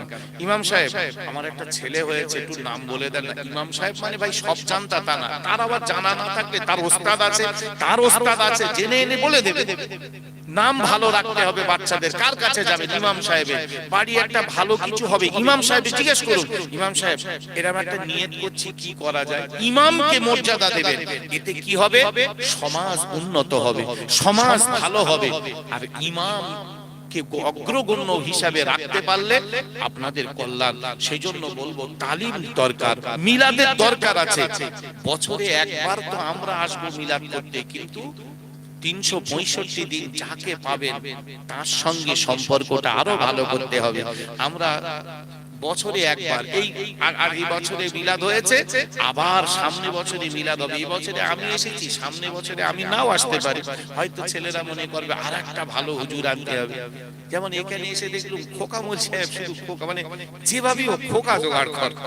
তা আমি বলি ভাই এ কি রকম তোমাদের এই ব্যাপারটা? তো বলি এ খোকা ফসকে যাচ্ছে তো ওই খোকা ধর, ওই খোকা ফসকে যাচ্ছে ওই খোকা ধর, মানে খোকারও অভাব নেই আর ধরারও অভাব নেই। তো এরকম একটা ব্যাপার থাকে। এক একটা মাওলানা সাহেবের ভক্ত এক একজন হয়। তো যাই হোক, আমি অন্তত বলবো আমরা তো আসবো বছরে একবার, কিন্তু ইমাম সাহেব তো 365 দিন, তার সঙ্গে ভালো সম্পর্ক তৈরি করতে হবে, কিছু জেনে নিতে হবে, নিতে হবে। তো সেই জন্য বলবো আগামী বছর জলসার জন্য কোন ভাইজান আছেন 1000 টাকা দেবে, 1000 টাকা আল্লাহর রাস্তায় দেবে। কি নাম?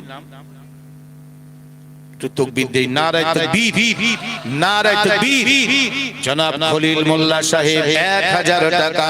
আল্লাহ পাক আল্লাহ তাআলা দান কবুল করুন। আল্লাহ মনের আশা বাসনা পূরণ করে দিন। আল্লাহ পাক জানমালে সালামতি দিন, ঈমান ও ইয়াকিনে তারাক্কি দিন। আল্লাহ তার আপনজন যারা কবরবাসী হয়েছেন, আল্লাহ তাদের রূহের সওয়াবগুলো পৌঁছে দিন। সকলে বলি আমিন। আমার বাবাজির নাম কি? খোদা বখশ মোল্লা বাবাজি 1000 টাকা। আল্লাহ পাক আল্লাহ তাআলা দান কবুল করুন। আল্লাহ তার রুজি রোজগারে বরকত দিন, জানমালে সালামতি দিন, ঈমান ও ইয়াকিনে তারাক্কি দিন। সকলে বলি আমিন। কি নাম? ফুলশা ভাই আমার 1000 টাকা। আল্লাহ পাক আল্লাহ তাআলা দান কবুল করুন। আল্লাহ মনের আশা বাসনা পূরণ করে দিন। আল্লাহ তার আপনজন যারা কবরবাসী হয়েছেন, আল্লাহ তাদের রূহের সওয়াবগুলো পৌঁছে দিন, জানমালে সালামতি দিন, ঈমান ও ইয়াকিনে তারাক্কি দিন। সকলে বলি আমিন। দানকারীর ওই পিতা মাতা সুখে রেখো কবরে, নূরের টুপি মাথায় দিয়ে তুলো আল্লাহ হাসরে, জোরে বলি আমিন। আলহামদুলিল্লাহ। জুনায়েদ ভাই 1000 টাকা। আল্লাহ পাক আল্লাহ তাআলা দান কবুল করুন। ওগো আল্লাহ মনের আশা বাসনা পূরণ করে দিন। আল্লাহ পাক জানমালে সালামতি দিন, ঈমান ও ইয়াকিনে তারাক্কি দিন। সকলে বলি আমিন। আলহামদুলিল্লাহ। 6 নম্বরে একজন বলুন। 10 জন আল্লাহর বান্দা আশা করি এর ভিতরে আছেন, 1000 করে টাকা দেবেন।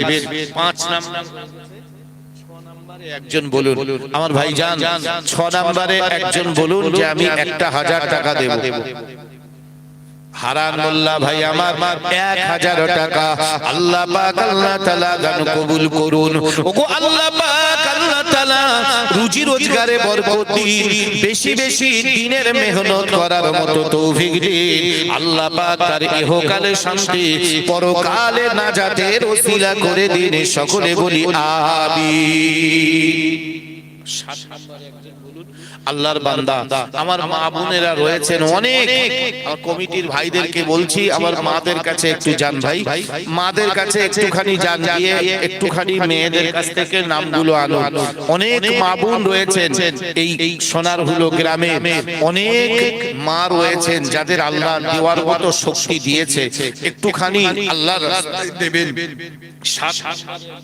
1000 টাকা কে দেবেন? একটুখানি হাত তুলুন যে আমি দেব 1000 টাকা। 7 নম্বরে আশারায়ে মুবাশশারা 10 জন সাহাবা আল্লাহ পাক হাবিব নবী পাক বলেছিলেন বেঁচে থাকা অবস্থায় জান্নাতে যাবে তারা জান্নাতি।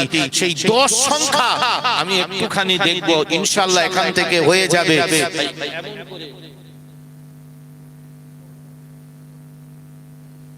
অজিত বাবু বাবু এমন করে 2000 টাকা একটু তাকবীর দেই। নারায়ে তাকবীর, নারায়ে তাকবীর। আল্লাহ পাক আল্লাহ দান কবুল করুন। আল্লাহ চেয়েছিলাম 1000 টাকা, তিনি দিলেন 2000 টাকা। নবী বলেছেন লা হাসাদা ইল্লা ইসনাইন, তোমরা হিংসা করো না, তবে দানের ক্ষেত্রে হিংসা করা যায়। তিনি এমন করে সংখ্যাটা 1 থেকে 2 বাড়িয়ে দিলেন। আল্লাহ তার দান কবুল করুন। আল্লাহ তার মনের আশা বাসনা পূরণ করে দিন, জানমালে সালামতি দিন, ঈমান ও ইয়াকিনে তারাক্কি দিন, সংসারে শান্তি দিন। আল্লাহ পাক কাল ময়দানে মাহশারে আমার নবী পাকের সুপারিশ নসিব করে দিন। সকলে বলি আমিন।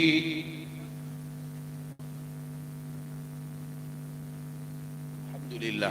এই দেখুন কি সুন্দর জীবন, স্বামী স্ত্রী দুজন মিলে, মাজিদা খাতুন আর স্বামী মোহাম্মদ আলী।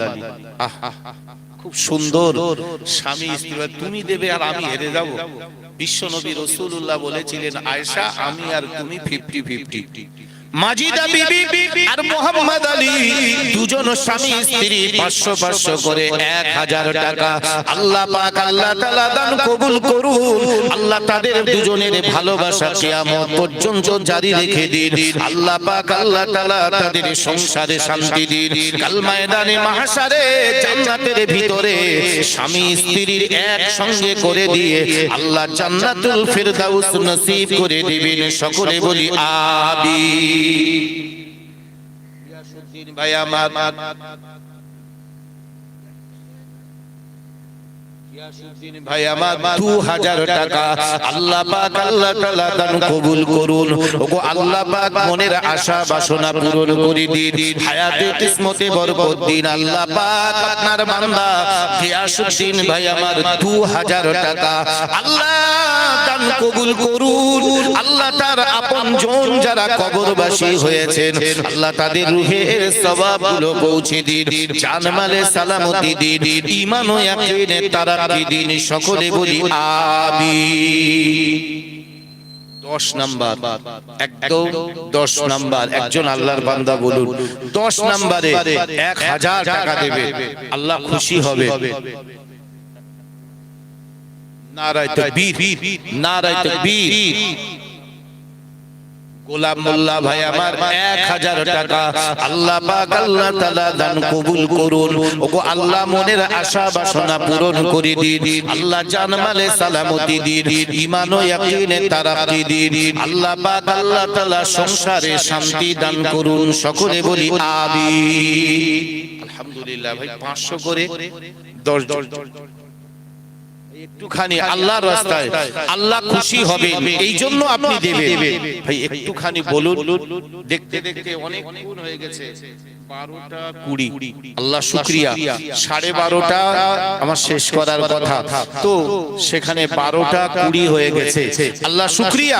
আমি বলবো আমার ভাইজান, আমার বাবাজি, আল্লাহর রাস্তায় একটুখানি বলুন, আল্লাহ খুশি হবে, আল্লাহ রাজি হবে। কাল ময়দানে মাহশারে হাসরের মাঠে এ দান আপনার নাজাতের ওসিলা হয়ে যাবে। একটুখানি আপনার নামটা লিখিয়ে দেবেন, সখী বান্দাদের খাতায় আপনার নাম লিপিবদ্ধ হয়ে থাকবে।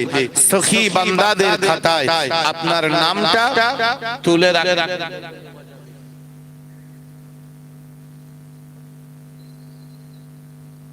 নারায়ে তাকবীর, নারায়ে তাকবীর। নাম বলতে চাইনি গোপনে গোপনে 3000 টাকা আল্লাহ পাক আল্লাহ তাআলা দান কবুল করুন। ও ওগো আল্লাহ মনের আশা বাসনা পূরণ করে দিন, হায়াতে কিসমতে বরকত দিন, জানমালে সালামতি দিন, ঈমান ও ইয়াকিনে তারাক্কি দিন। আল্লাহ পাক আল্লাহ তাআলা কঠিন হাসরের দিনে আল্লাহ আমার নবী পাকের সুপারিশ নসিব করে দিন। আল্লাহ গোপনে গোপনে তার জীবনের গুনাহ খাতা maaf করে দিন। আল্লাহ তার মনের নেক আশাগুলো পূরণ করে দিন। সকলে বলি আমিন। আলহামদুলিল্লাহ। ভাই একটুখানি আল্লাহর রাস্তায় বলুন, আল্লাহ খুশি হবে। এই মাজমা, এই মাহফিলে, কোরআনের মাজমা, কোরআনের মাহফিলে বসে কোরআনের ভালোবাসায় আপনার এই দান বিফলে যাবে না, বেকার হয়ে যাবে না।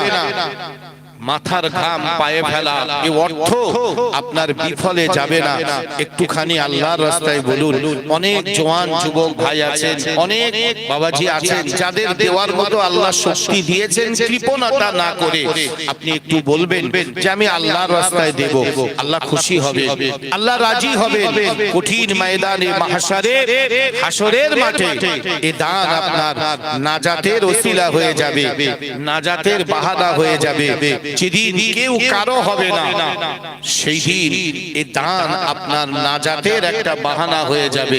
একটুখানি বলুন ভাই, আল্লাহর রাস্তায় কি দেবেন? আল্লাহর রাস্তায় একটু বলুন।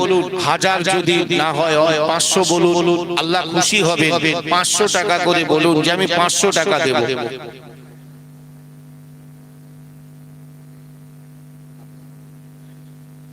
অলিল মোল্লা ভাই আমার, তার আব্বা মায়ের জন্য 1000 টাকা আল্লাহ পাক আল্লাহ তাআলা দান কবুল করুন। তার আব্বা মার কবরটাকে রিয়াজুল জান্নাহ করে দিন আল্লাহ পাক আল্লাহ তাআলা।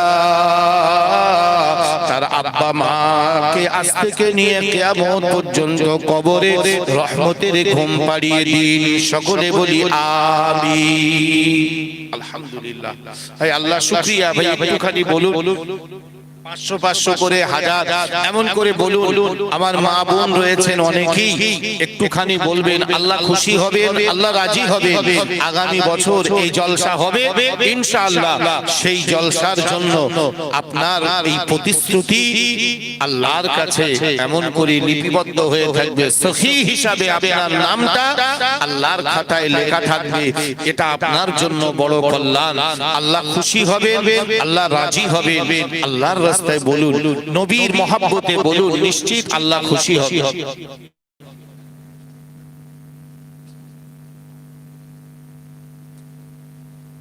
আজান ভাই তার আব্বা মায়ের জন্য 1000 টাকা দেবেন। আল্লাহ পাক আল্লাহ তাআলা দান কবুল করুন। তার আব্বা মার কবরে এর সওয়াবগুলো পৌঁছে দিন। আব্বা মার কবরটাকে রিয়াজুল জান্নাহ করে দিন। রব্বুল আলামিন আল্লাহ তাদের সংসারে শান্তি দিন। আল্লাহ পাক আল্লাহ তাআলা সকল রকম বালা মুসিবত থেকে হেফাজত করুন। সকলে বলি আমিন।